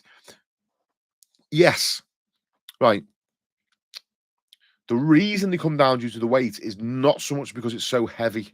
So as long as you prepare the ceiling properly, if you've got a solid, so there's differences here. So if you've got a solid background, say the Artex is good and solid, it's fixed, firm, it's not moving. It doesn't really matter how thick it is. If you seal it well, you can fill it out with bonding coat if you want and skim over it. It's going to stay there as long as you seal it and do all your part fine. What you'll have heard about is what usually happens is the plasterer does his bit well. Most plasterers are going to seal the ceiling before they do it because they want to make their own lives as easy as possible. There's not many plasterers decide, I don't know, I can't be bothered putting much PVA on, I'm just going to chance it, because it just makes your job a nightmare. So the plasterers usually do their bit spot on. What a lot of guys fail to check properly is how well the Artex is adhered to the ceiling above. That's the bit you've got. That's where the problem comes. So when you've got Artex, how well is the Artex applied? What's it stuck to? Is it stuck to lime wash paint or distemper? How was the Artex mixed? Someone taught me this a while ago. I've encountered it, but I never understood it. But now I do. So I'll tell you another thing that can happen. When the Artex is mixed, it sets. Okay, so it goes like nice and firm and hard, and that's fine. But in some new builds, what you'll find is the Artex isn't. When you touch it, it's like dust. You can literally just run your thumbnail across it, and it just turns to dusty powder. And the reason for that is I've been educated from the comment section myself, because I've never been an Artexer. It's not something I've ever really done a lot of. I've put patterns in plaster, but I've never really, gone down the route of Artex and ceilings. What the Artex would do is they'd turn up on site and they'd mix a massive bin of Artex, and they'd overmix it. They'd kill the set. They would make it so that it would never set. And the reason being then is they could mix loads in one go, and they could just go through loads of houses or loads of apartments doing all the ceilings without it worrying about it setting in the bucket, because they've killed the set. And what then happened is it'll dry out and you could paint it, but it's actually not set. It's just dry powder on the ceiling. I've encountered that in new builds, so that's another thing you got to watch out for as well. Check the Artex, make sure it's solid. Not going to tell you to do anything naughty. Put your mask on, put your goggles on, put your all-in-one suit on with your gloves on. You duct tape everything up so you're fully safe from the asbestos. And then get your scraper and just have a little scrape of the ceiling and just see how it's going. And then make sure you've got a fan blowing all the flipping dust out the building before the customers come back in. I hope I've ticked all the boxes there for the health and safety guys. Sean O'Donnell. I've just had my Artex kitchen ceiling scraped and 2 coats of multi-finish applied. After applying a mist coat, I noticed pinholes scattered around the ceiling. What would cause this? Sounds to me, mate, like the guys that skimmed it used spatulas or speed skims for the majority of the work. So they've just got it sort of flattened out and smoothed off, and they haven't really worked the plaster in. So when you skim over Artex, sometimes you can get a reaction and you get loads of bubbling. And then the bubbling obviously just leaves little pinholes. So if you're not up there working the plaster with your trowel, those little pinholes can stay sort of present if you're just sort of gliding over it with a spatula. I'm not saying that they've done a bad job. It's just maybe they haven't pushed and compacted the plaster as much as what they would have done with a trowel. So that might be the cause of it. I wouldn't worry too much. You'll probably find a couple of coats of paint and they'll go. Or if they're not going, just go round with a tiny little bit of filler, fill them, use your bank card to just wipe it off. Just don't leave any sort of smears on the ceiling of it.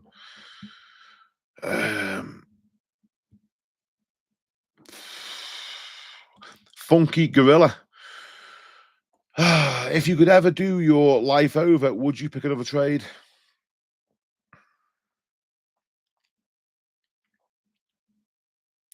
No.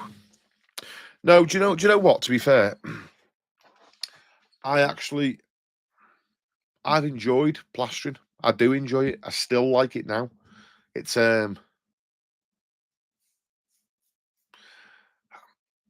yeah, I wouldn't. Do you know the only thing I've really ever wanted to do? And I sound like a big kid, but genuinely, it's just something that I really would love to go and do as a job. I would love to just operate heavy mining equipment. Like the sort of stuff that you see in the Australian mines. The open mines, the big the bulldozers and the dump trucks. I just love to go and play on those for a little bit. But apart from that, I'm quite happy plastering. There's nothing really else that I'd rather do. So it's interesting we were talking about this as well. If my mate gets all excited about Lamborghinis, Maseratis, if someone flies past in a Maserati or something, he's made up, he's like, look at that, that's that for me, that does absolutely nothing at all. If I had just millions to burn, having a collection of sports cars is the last thing I would ever do. I would have a collection of like flipping tanks, 360 diggers, vintage tractors. That I'm like a redneck or something. That's the stuff that I like. I've sort of like old machinery and stuff. That's the sort of stuff I like. So. Liam Williams, do you think that something needs to happen with pay to tradesmen, as there used to be a 3 to 4 times multiplier on wages compared to minimum wage? Now it's just over 2 times. I think I'd like all tradesmen to. I would like all. I don't know what sort of the average wage is. I'm not that nosy to ask other people. I think that tradesmen, if you've spent so many years perfecting your craft and your skill, and you bear in mind that if you're self-employed, you get no sick pay, no holiday pay, no pension. People say, oh, you're your own boss. You can work when you feel like. You sort of you're doing your own sales and marketing, accounting, sourcing work, pricing jobs. I mean, it's full on. I think really any decent tradesman should be earning £300 a day minimum. I think it's up to you to just charge that. And if you're not getting the jobs, then become better at selling yourself. Market yourself better. Give all the customers all the things that they want. Think of you as a trade. No, sorry. Think of you as a customer. What would you want from a tradesman? How easy are they to find, get hold of, and what do you want them to do when they get to your home? How do you want them to act? How do you want them to take care of your home? Because it's not just about doing the job. How do you want them to be with you in your family? How would you expect them to act around your mum and your daughters and things like that? Make sure you tick all those boxes and charge for it. Someone that just turns up to your house hung over from the night before, stinking of ale, effing and jeffing, smoking fags and throwing his fag stubs in your back garden, making a mess everywhere, on the phone arguing with his missus whilst he's in your house making your missus and kids feel uncomfortable, isn't going to earn as much money as somebody that does the opposite to all those things, So, Groove Dodger, what about AI robot plastering apprentice? I don't think it's going to happen, mate. Well, then again, who knows? Liam Williams, that's the most truthful sentence I've heard all day. I can't remember what I said, mate, or what we were reading. Honda CBR. I'm not a plasterer, but I love watching your videos. Cheers, mate. I'm assuming you're a biker, so be safe. Spares, get the sequel to your bathroom video done. I'm going to. Dix's DIXZ. Hi, Kirk. I could do with a few thousand gallons of the pink SBR. How much can you do a deal? There's a special price for pallet price. There's a special. How much do you want? 1,000 gallons. Okay. There's a special price for a pallet on the website. If it doesn't matter to you about it, if you're not going to resell it, if you're going to use it yourself, then I suggest that you just message Lauren and she'll give you an IBC price, which means it'll just come in a 1,000-litre tub. So it won't be bottled off into 5-litre bottles. It'll just come a 1,000-litre tub, and then you can just fill buckets up with it, wherever you want to use it from. But we do a pallet price, and we'll do a special price for an IBC as well, mate.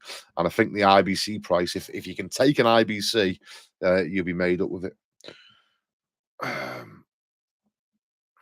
Poopot, all the best for the Aussie, mate. Best wishes. Cheers, Poopot. Thank you very much, mate. I wish you'd change your name, mate, so I could address you properly.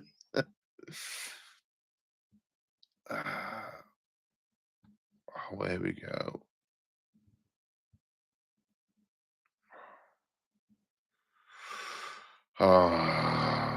Give us a second. It seemed like we weren't that far from the bottom. There we go. Right. Gitis Masakilis.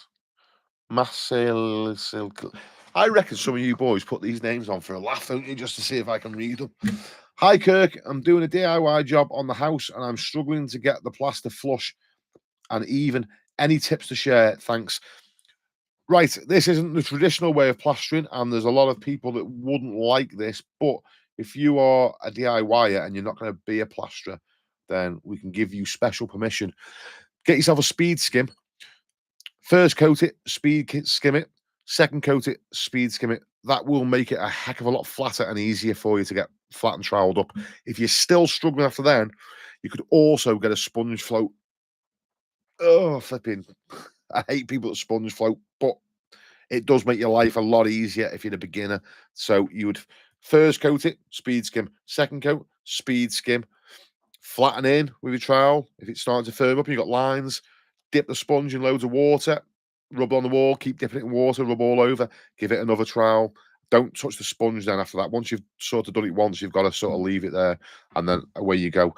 After you've done those things, you'd struggle to not have it quite nice. You'd struggle to have the wall anything other than sort of flat, I can't guarantee you finish because I don't know what your trial's like. If it's brand new, your finish might be a little bit ropey with a brand new trowel, but the wall would be flat-ish, very flat, a heck of a lot flatter than what you're getting it with just your trowel, you know.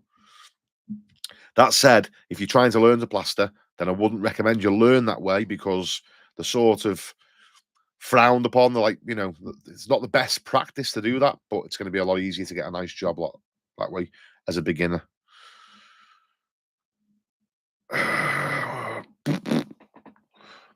Mustafa Karahan.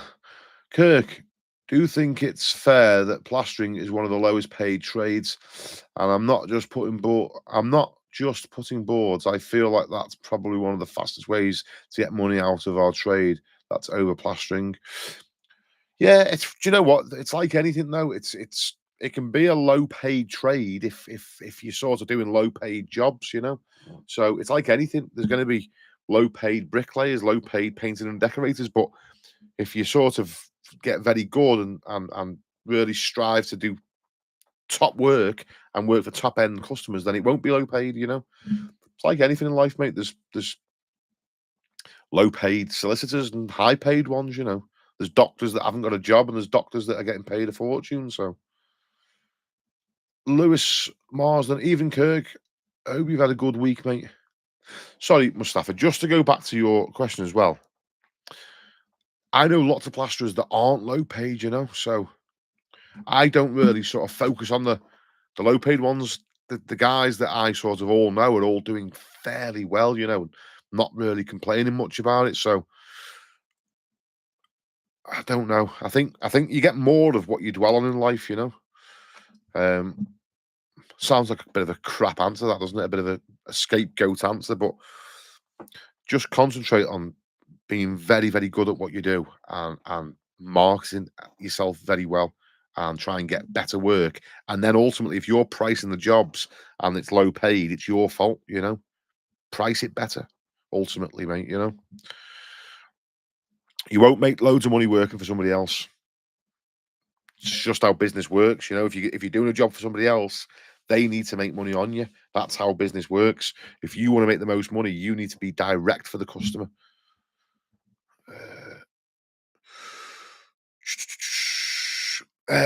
Lewis Marston, even Kurt, I hope you have a good week, mate. Cheers, Lewis. Do myself. I hope you have a good week as well, mate. Matt Lawson, how you doing, mate? Mustafa, sorry. Hello, mate. Sound, mate. It's okay. Peter, would you use a 12.5 or a 15mm plasterboard for ceilings, chairs? If I had the option, if the cost wasn't an issue, 15s. The thicker the plasterboard, the more rigid, so the less chance of any warping, the better thermal, sound, and fire resistance you're going to get. So, you know, the thicker the board, the better. But if that's your own house, if you're doing a job for somebody, then obviously cost comes into play a little bit. So, Tom Savage, love you, Kirk. What's your opinion on painters and decorators? They have a tough time because everyone thinks that they can do their job ultimately. Everyone thinks, everyone's missus thinks that they're a top quality decorator, don't they? But ultimately, you can see the difference when a real painter and decorator comes in and does a nice job. Yeah, it's one of those things that a lot of people will have a go at themselves. So them guys have a tough time sort of marking the territory, don't they? Rebel Golf, thanks for that. First time I'm going to give plastering a go for my media wall. Fair play, mate. Just take your time. Focus on a little area at a time. Don't try and just start putting loads on. Focus on a little bit and get that spot on and let it set and then move on to the next bit, Paul Robinson, comment to all those looking for a start, go and ask in person, turn your phone off all day. If you're looking for something to do for 5 minutes, pick up the broom. There you go. Couldn't have put it any better myself, mate. Absolutely spot on advice. Or if you were working for me 15 years ago, pick up 2 brooms and a plasterboard whilst you're walking. Mark Holt, Kurt, you're a legend. Oh, you can make a living teaching, monetizing YouTube, and leave the graft for the others. Do you know what it is, mate? It's not that I'm being lazy ultimately as well. I appreciate you saying that, and I do myself. I hope it works out. Um, it's not that I'm being lazy. It's not that I'm trying to stop plastering.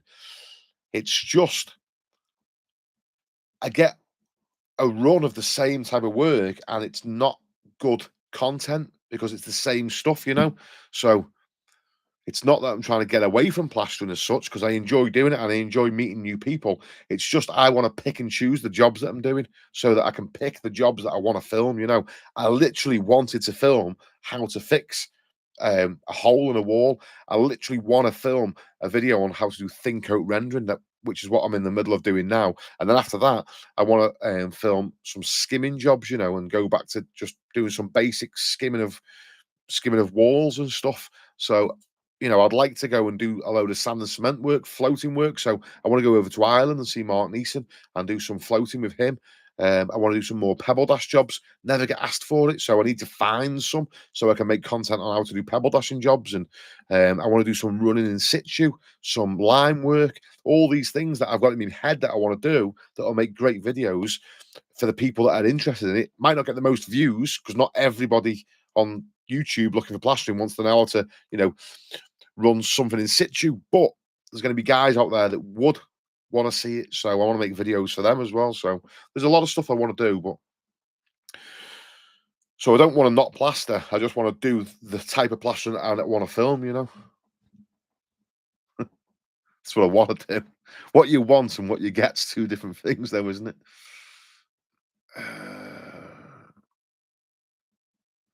Matt Lawton, Tom Watt. I don't. Jamie Isaacs, hi Kirk. Could you suggest the best way to renew, refix dry lining tape that has become loose? Cheers. Oh, in my experience, I've never found a way of fitting it back on again. I would literally just get hold of it and just rip it off, scrim it and skim the wall or the ceiling, whatever it is, you know. You find it on a lot of Artex ceilings that they tape the joints or they tape over cracks and it comes loose. I just pull it off, just rip it all off, scrim it and skim it would be my best. That would be what I would do, mate, you know. Ryan Bartlett, where would you use a laser level and setting them up? A few different things, you know. So I don't bother using laser levels if I'm dry lining. You could potentially, if you're screeding floors, it comes in very handy then. If you're screeding, you can set your levels out of a laser. If you're doing a hand cove ceiling that comes down the walls and you want to set your beads out, laser levels handy for that. Laser levels are handy for putting Belcast beads above bay windows and things like that, you know, making sure that the front nib, because when you put a Belcast bead on, you can put the back of it level, but if it's twisted, it lifts the front of the bead up and down. Seen this so many times, guys putting Belcast beads on perfectly level, but the brickwork's a little bit here and there, and they don't realize that as they're bending the back of the bead, because the front of it's on a 45, it lifts up and down. So it's good to put a laser on the front nib of that bead because that's ultimately all that's seen once it's plastered. So things like that, really, you know, that's where I find laser levels come in handy. But otherwise, I just use my long level for most things. Spares. Why is lime dying out? Not widely available. Every house for miles around me is over 100 years old and would have had lime originally. Mine still has lime on some walls. Lime's dying out because I don't know. Everybody just jumped on gypsum plaster, and now lime's become a thing where people feel like it's an absolute specialist job, and everyone's scared to do something and it goes wrong. So it's sort of like the knowledge gap has got wider, you know, sort of like guys that know how to use it. So I mean, ultimately, skimming is skimming. The technique stays the same. Using your handboard and trowel is the same process, no matter what you're applying. You've just got to, you know, take into account the different characteristics of the material you're working with. So it'll be a slightly different process, but you've already got the skills to do it. You've already got the skill to get it on the wall and trowel it up. It's just different points you're going to trowel it and smooth it off, and a slightly different process. But a lot of guys seem scared to touch it. You know, the amount of people that have phoned me said, "Oh, I've got this lime job. I don't know how to do it." I'm like, well, it's very simple. whoever you buy the lime from will fully educate you on how to use their products. So if you ever want to do it, just literally wherever you buy, could be Timar, it could be Adaptivate, whoever you decide to buy the lime off. There's loads of companies that do it. Just phone them up and tell them what you're doing, and they'll just tell you how to do it with their product, because it depends that different types of lime have got different characteristics that you've got to take into account. For instance, Adaptivate is going to set fast, whereas if you just used hydrated lime or hot lime, it can take a long time to sort of smooth it out unless you gauge it with some plaster. You know, there's all different things that you can do. So just speaking to the person that's manufactured it for you will give you the best shout on what to do. Tom Savage, love you, Kirk. What's your opinion on painters and decorators? Have I just come back to that? I don't know if you typed it twice, mate. Maybe I like them. I've got mates that are painters and decorators. It is true though; they're very similar to plasterers. There's not many plasterers or painters and decorators I know that don't like drinking loads of ale. Mickey Johnson, yes, then Kirk. Matt Lawton, Tom. It depends on how good they are. Oh, okay. Matt was talking to Tom before. I'm on it. James Harris, stop it, James. Hope the missus ain't giving you too much trouble. My missus is very, very, very understanding of me. So she knows. My missus actually knows me better than I know myself. She sort of says she will tell me you're going to do that, that, and that, right? And I'll think no, I'm determined, and then I end up doing what she said. She knows that when I'm focused back on it again. One day in that bathroom and I'll be locked on and I won't be able to stop. I'll have to complete it. She knows that when that happens, that it'll be done nice and it'll be perfect. So she's not too bothered. She does mention it from time to time, you know. Once a day she mentions it, but that's all.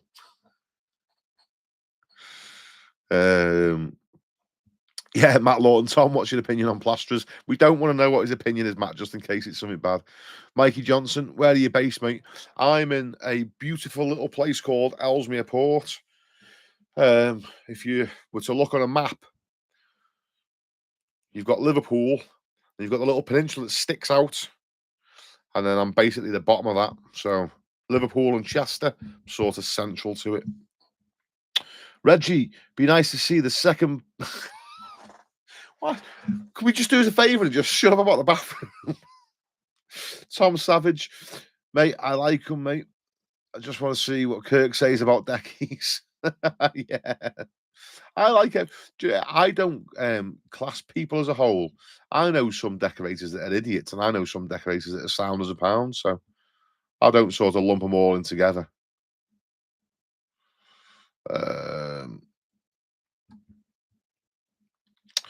Stone Smasher.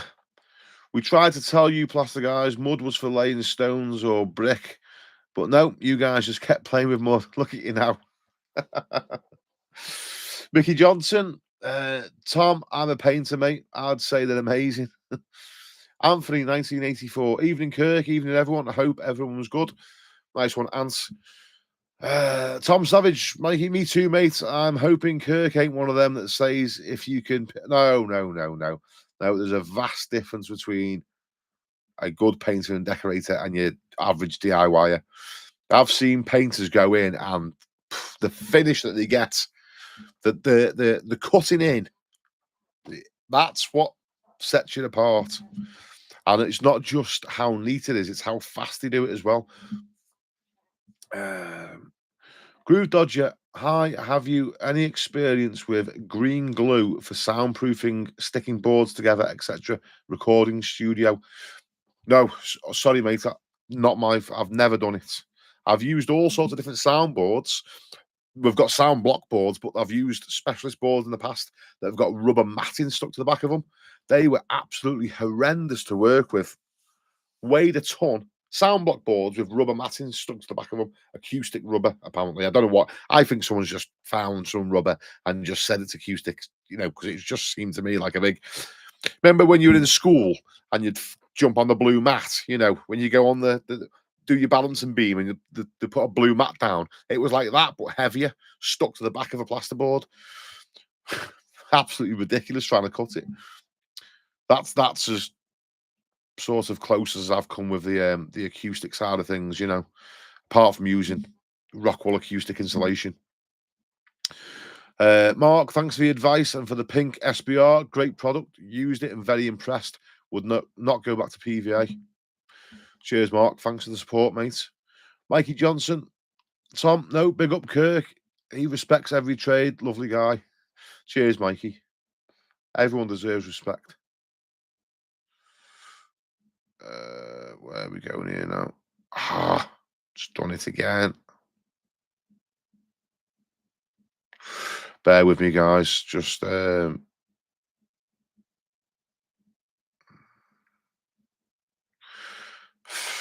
there we go. Right, Dave Pugh. Cheers, Kirk.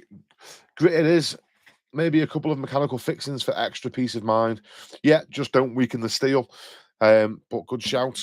Dennis Kirk, I've been a lover of your videos. I really appreciate how educational they are. Cheers, Dennis. I do try. I'm not the smartest guy, but the little bit of knowledge I've got, I try and pass it on. Calvin Jones, I've hated plastering for 27 years. I would love to open a sandwich shop. Just do it. Just do it, man. You've only got to save up a couple of quid. I mean, what do you need to make sandwiches? You need a little fridge, obviously. Just get you started. I mean, just save like mad for a year and you do it. Do you know what, as well? I would like this for one of my daughters. I've contemplated this, setting my daughter up with a sandwich shop, but it would have to be the best quality. You only want the best quality. Don't do nothing cheap and nasty. I don't want nothing cheap. I want the best of everything, the highest quality. And if you can get like organic, you know, meats that you know, just so, because there's a big rage about that now. Everyone wants grass-fed beef, don't they, and all this sort of stuff. If you can get organic meat as well and market it as the best stuff, then I think it'd do very well in the right location. Check your location first, mate. Make sure you've got plenty of foot traffic. No good opening it. Like the bottom end of Ellesmere Port, it could be the best sandwich shop in the world, but it ain't going to get the foot traffic, so it just fail. You need sort of a busy city centre, don't you? Tell you another thing you could do as well. Go and find a business, maybe that's already up and running, and ask them if they can squeeze in. For instance, imagine like a children's play area, and they've got this big space, or there's a rock climbing place near me. There's a big rock climbing centre. They've got this big space, but they would love to sell a little corner off to make a bit extra money, and then people stay there for longer because they're buying food. Now, a lot of these places do their own food, but you know, if you're smart and you look around for opportunities like that, you could potentially stumble on something where somebody else would appreciate renting you just a little space, and it could be a lot cheaper for you to get started. Listen to me thinking I know what I'm talking about. I've never done that, by the way. I haven't even got a clue. I just made all that up, but it sounds good, doesn't it? I reckon it would work. That's how I'd go about it if I was going to do it. Dave Pugh, about the Dusty Artex in the 80s. Um, in the 80s, a product called Bettertex caused this problem. When you apply any sealant to it, even when sealer dry, when wet plaster hits it, it returns to liquid mush. Lots of mess. Fair play, yeah. Seal it with SBR so it's waterproof. that's that's a good shout. Ian Watson, thank you for answering my question. Pleasure, mate. Ron LS, have you tried the breathable primer DG27 from Baumit? No, but I will do. Just give me a second. Oh, wait there. Let me get a sticky note. Bear with me. I'm making note of this before it goes.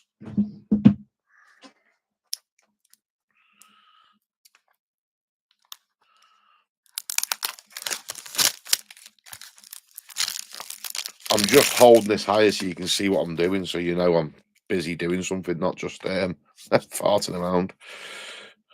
Prime, come on, pen. Prime, breathe. Oh. DG27. I'm going to do an experiment I'm going to do an experiment with that, Ron. At some point, I'm going to buy some DG27 probably tonight. I'm going to go on Adaptivate's website and buy some lime finish, and I'm going to see. I'm going to see if I can reskim a wall and see how well it stays on, and then we might be able to start recommending.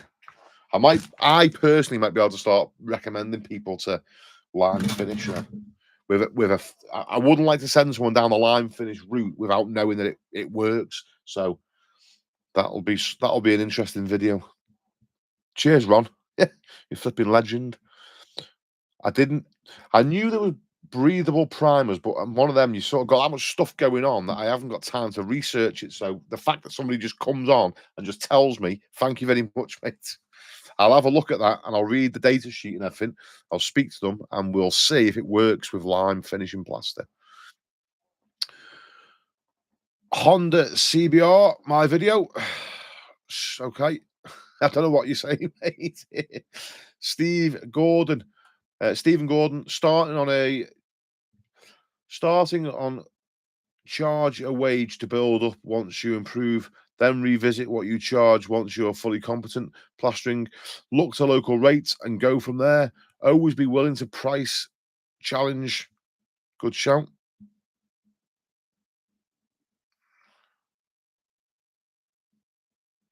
Where have we gone? There. Pooper. Okay, my real name is sod off. Tic Tac. ANG hammer. It sounds like work. Codis Kirk, what would your advice be to start uploading videos? Okay, here's a good shout. Codis Kirk, what would your advice be to start uploading videos? Literally just do that. Just film what you want. And if you've got a Google account, if you've got a Gmail password, you'll have a Google account, just go into YouTube and literally just press the big cross, the big plus button and upload. That's it. Just do that. Once you've done that, then you'll start learning your way around it. You can download the YouTube Studio app and you just log into it for your Google account and it'll show you your analytics, which sounds dead snazzy and complicated if you've never done it before. It's not. It's just a little graphs, all little graphs that just show you how your videos are getting on. You don't need to worry about that initially. Just upload the videos, and then as you start going, you'll start editing the videos and you're cutting all the boring bits out, and you can just use a free editing app like CapCut. Do a free version. That's what I used. I used Filmora for a while, but then CapCut was better. CapCut's the easiest one. All right. Do it free. Edit your videos a little bit. You can do all that on your phone. Make thumbnails, screenshot them, fit them to your thing. You know, there's so much to learn. There really is quite a lot to it, but it's fun. But you can start instantly. It's like you can learn as you go. So you haven't got to be good at it to get started. I mean, I'm still crap at it, so I'm getting by. just start, mate. Whatever you want to film, just get going. What I've found is, because I didn't make this channel with the intention of sort of meeting all you guys and making YouTube videos for stuff and making money out of it. I literally just started using YouTube as somewhere to store videos for the future so that I'd never lose them, just so I could show me kids, or my grandkids could watch me, see if they think I'm a nice fella or not. I never got to know my grandparents. I was alive, but they died when I was still a kid. I hadn't grown up. I was still like, I don't know. I think my first granddad died when I was about 2 or 3, and my second granddad died when I was about 6 or 7. So I never got to know them as men. I only know stories about them, and I wish they'd kept a diary or something. All I've got is just the odd story, which is the same story that people only, when someone tells you a story about someone, they only ever seem to tell you like 2 or 3 of the same stories. So that's all I've got of my grandparents, my granddads, and I would have liked to have got to know them. I wish they had a diary. Imagine if I had videos of them talking about their daily life and what they do day to day. That would have been awesome. I mean, maybe my grandkids won't be interested. Who knows? I'm doing it as an insurance. they might be interested, and if they are, they're here. If they don't want to know me, then that's sound as well. Uh, Matt Page, what's your thoughts on Sparks? Well, there's an interesting one for you, Matt. I actually went to college and did me City and Guilds 236 Part 1 and 2 as an electrician. Shh, don't tell the plasterers. So I actually don't mind Sparks. I do think a lot of electricians, though, not there's a lot of good, hard-working, grafting electricians, but then there's a lot of lazy ones as well that do. The electrician that works for the firm that I do some subcontracting work for never cleaned up ever. He'd just leave all his off-cut cables. If he chased walls out, he'd just leave it all on the floor. I had a little word with him.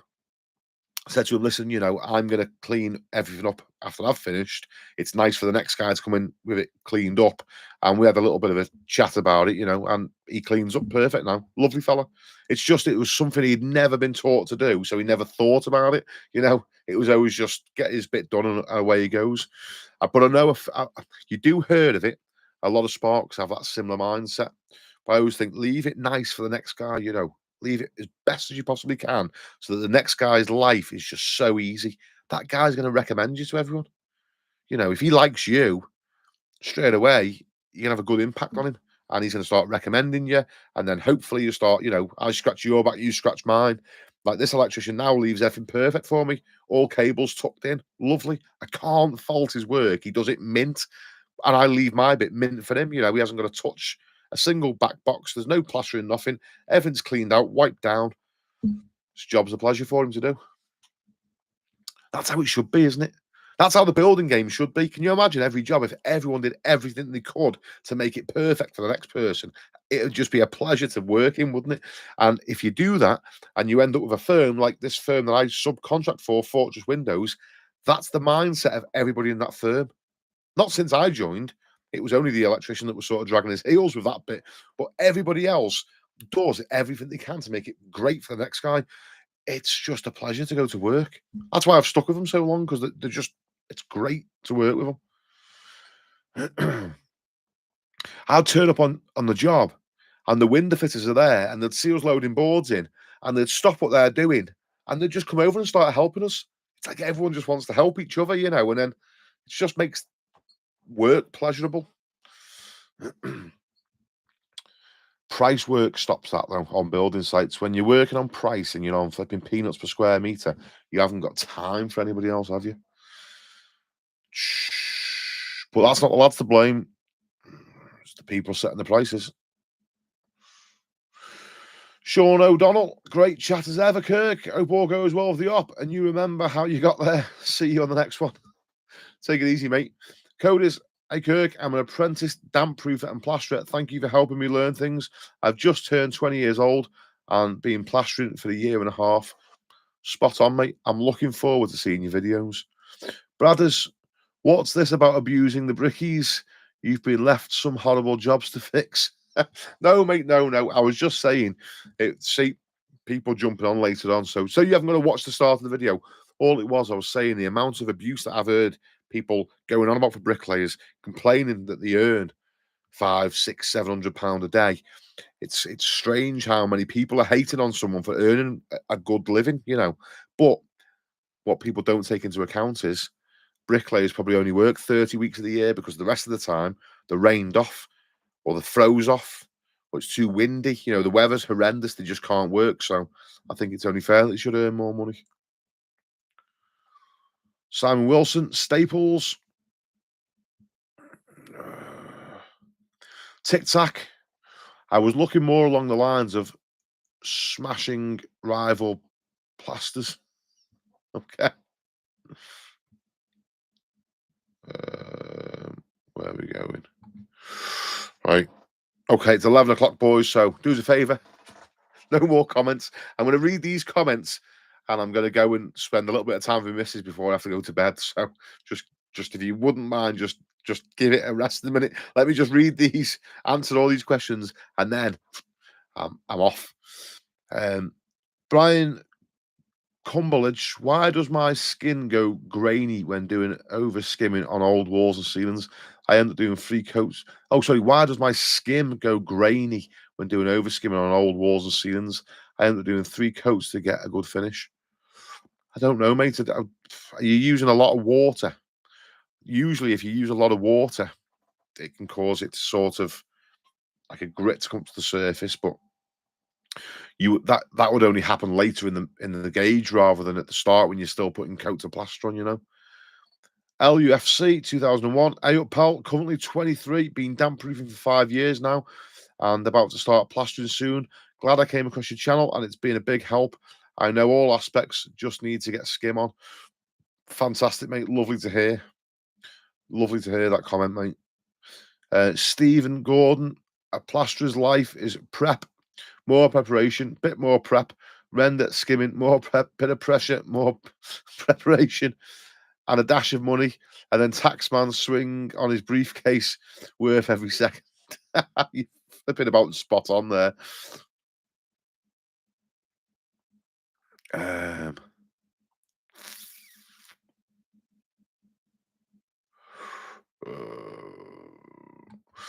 Tic Tac, the game remains the same. It's just different players. Steve Watson, great chat, Kirk. Cheers, fella. Nice one, Steve. Gaz Jones. Hi, Kirk. I asked you about Liverpool School Plastering about a year ago, and you hadn't heard of it. I took a chance and went on the 5-day course and learned a lot in that time. Ben is a good guy. Yeah, mate. I've happened to manage to team up with him, and we're doing a little plastering experience day. He's a lovely fella, mate. I couldn't have wished to have met a nicer bloke. Ben is a top fella. Poo pot. I think lime also died out because one, it's dearer. Two, you can't paint it with the colour you want or the brand you want, which can be a deal breaker for some. You need a clay-based paint, breathable paint. Yeah, 100%. But I think now it'd be a lot easier to market it because you'd say, well, look at the problems that people are having now with people perceiving that they've got damp, but they've got condensation issues.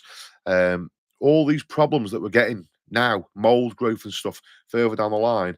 If you can say, look, this is going to prevent that, I think it'll be a lot easier to sort of market it, you know. And if you're smart, you'll be able to charge a little bit extra for doing it, you know. Who knows how much more you could get away with charging for someone to have that done. Ultimately, you don't want to rip people off, but you know, if you got into doing line work as opposed to just plastering all the time, then there's it's more skill involved, isn't it? You've had to learn something new, so it's chargeable. Jamie Isaacs. Cheers, Kirk. Thanks for your response. Unfortunately, the tape is loose in multiple rooms and skimming isn't an option for the customer.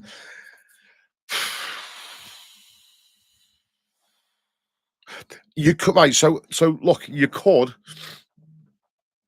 Here's another option, right? This is what you could do. Well, I've never done this, but I know it's an option.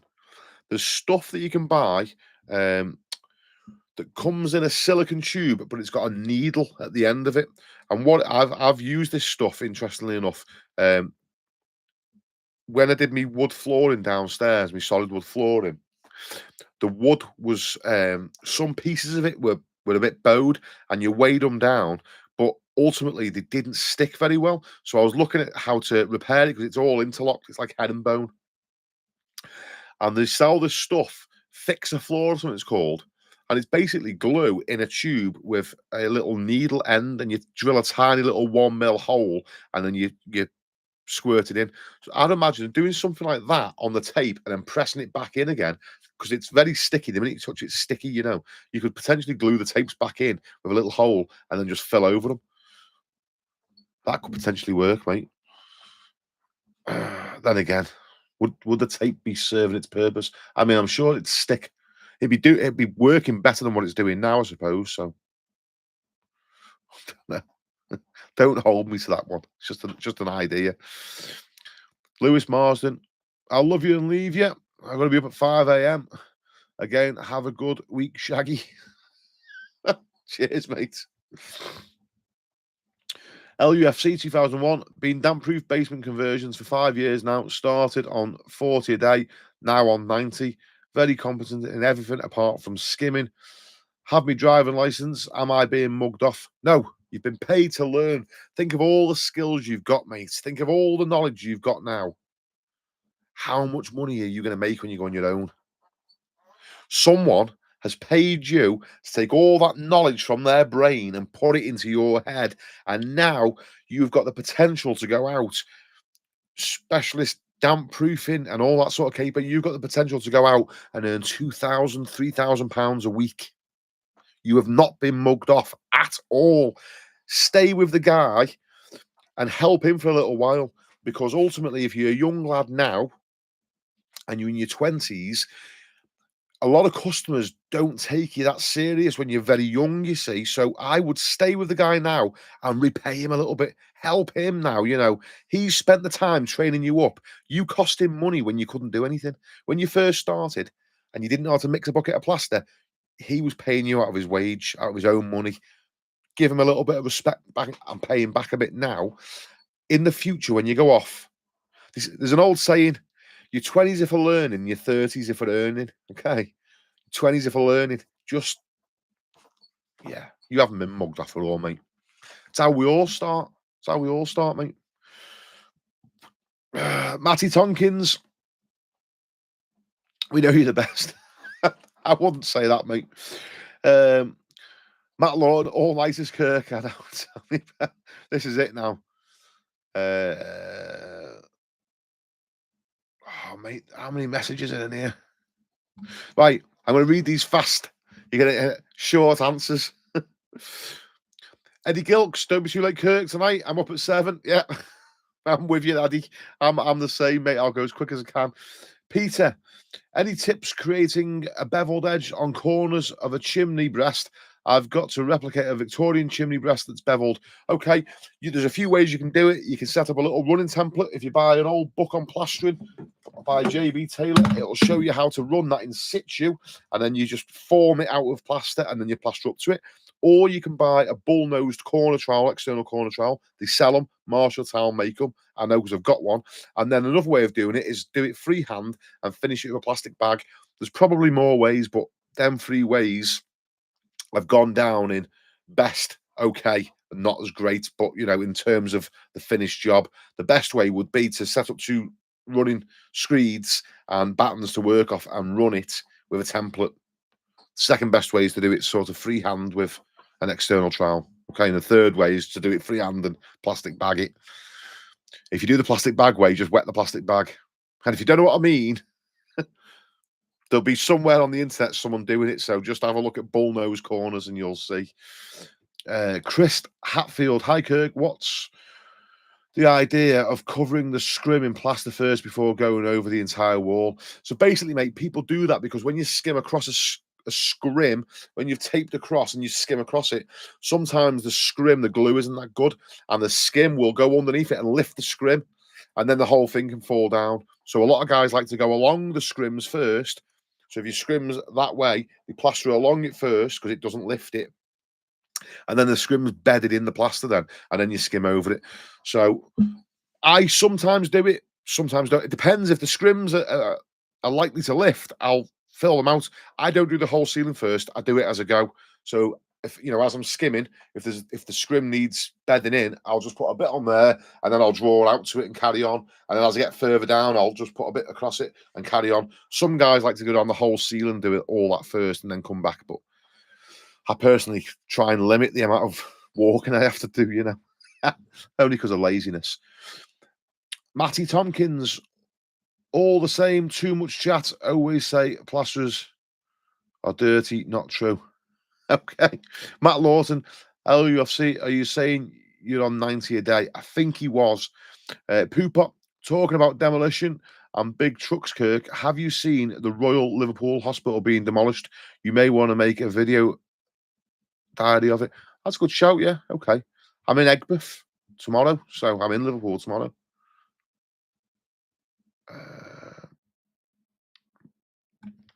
Matt Page, thank you for your reply for the Sparks question.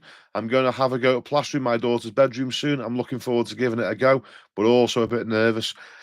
Understandably, because plastering is one of those jobs that you can't stop and think about it. Once you start, you're committed. So just do a little bit to begin with.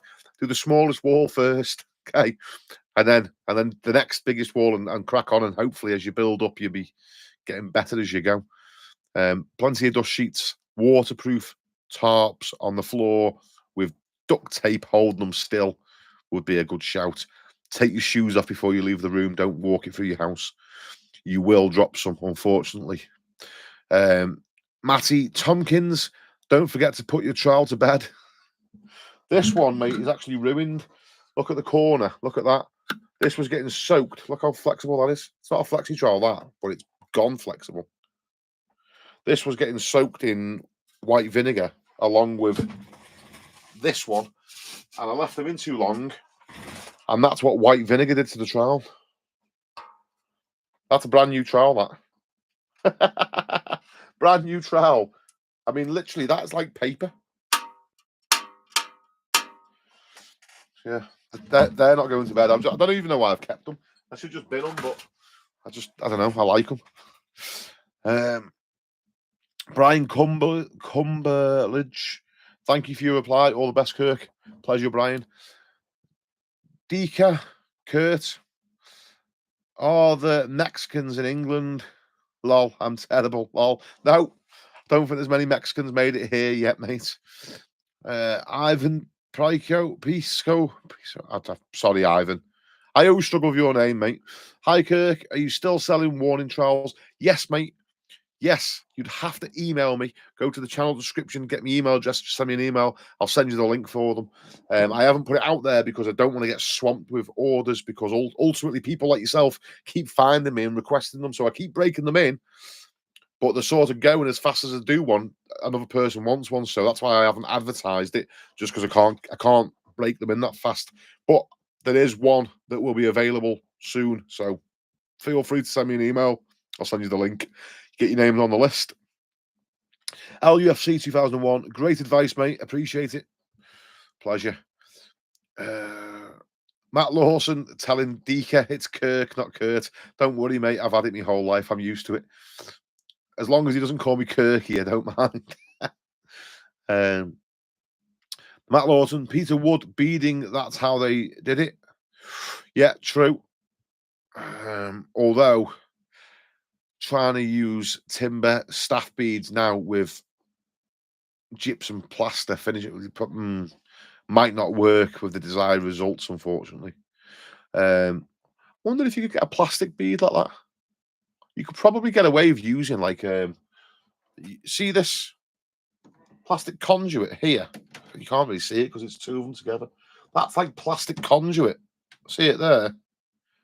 I reckon that's not far off the side of the size of those beads. If you could find a way of doing that, that wouldn't swell and contract, and you could potentially form your corner of that. And then you put your little grooves down the side of it. There's a name for that. I can't think off the top of my head, but basically you put like a little nick down each side of it and finish the top and the bottom with a bird's beak, or if you fancy, you do a cock's breast instead of a bird's beak, which goes the other way. I got my father-in-law to make me two templates, one for the bird's beak and one for the cock's breast, so I could finish corners like that on Victorian properties. But we're going off on a tangent, aren't we? Where are we going? Mosque, starting learning to plaster with the old man at 16, 23 now, and started some of my first proper decent private jobs. Love the videos. Mosque, I'm glad to hear it, mate. Give my respects to your dad. Stephen Gordon, no such thing as mugged off plastering as a journey, not a sprint. Have a great week, mucker. Laters. Lovely way of putting it. Have a nice night, mate. Take care. Mank Union Ant. Some call it lazy. I'm shouting efficiency. Yes, that's it. That's it. I'm very efficient these days. I'm that efficient sometimes I don't even wash the buckets out. Shh. My dad's listening, that's it. Motorsport innovation. Want to say cheers for your advice over the years. I've managed to get a fair bit of my house skimmed now, getting better with each skim. I'm using an 11-inch trowel. Would you suggest going to a 14, 16? Yes, I would struggle more with an 11-inch trowel, mate, because Yeah, I think a 14-inch trowel is perfect. 16 is what most plasterers use on building sites. The majority of trowels I believe that are used on site work is 16-inch. For me, doing private work, I think 14 is the perfect size. And I would say that's the perfect size for the beginner as well.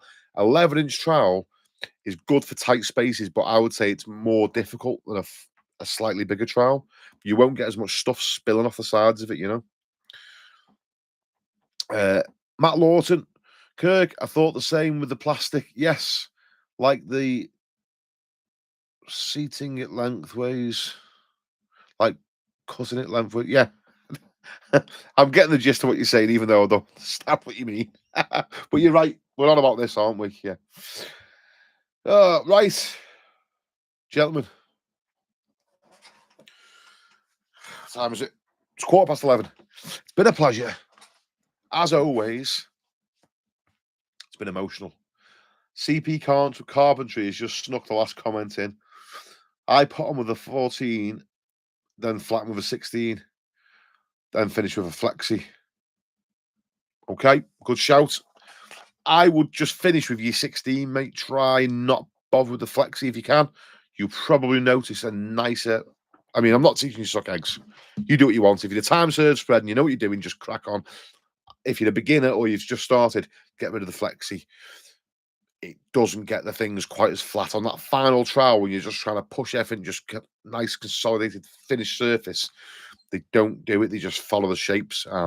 It can not be great. But I don't know where you are on your plastering journey, so you might be sitting there thinking, "Shut the fuck up, Kirk. You don't know what I'm capable of." So, gentlemen, as Honda CBRs just said, good night all. See you on the next one. Adios.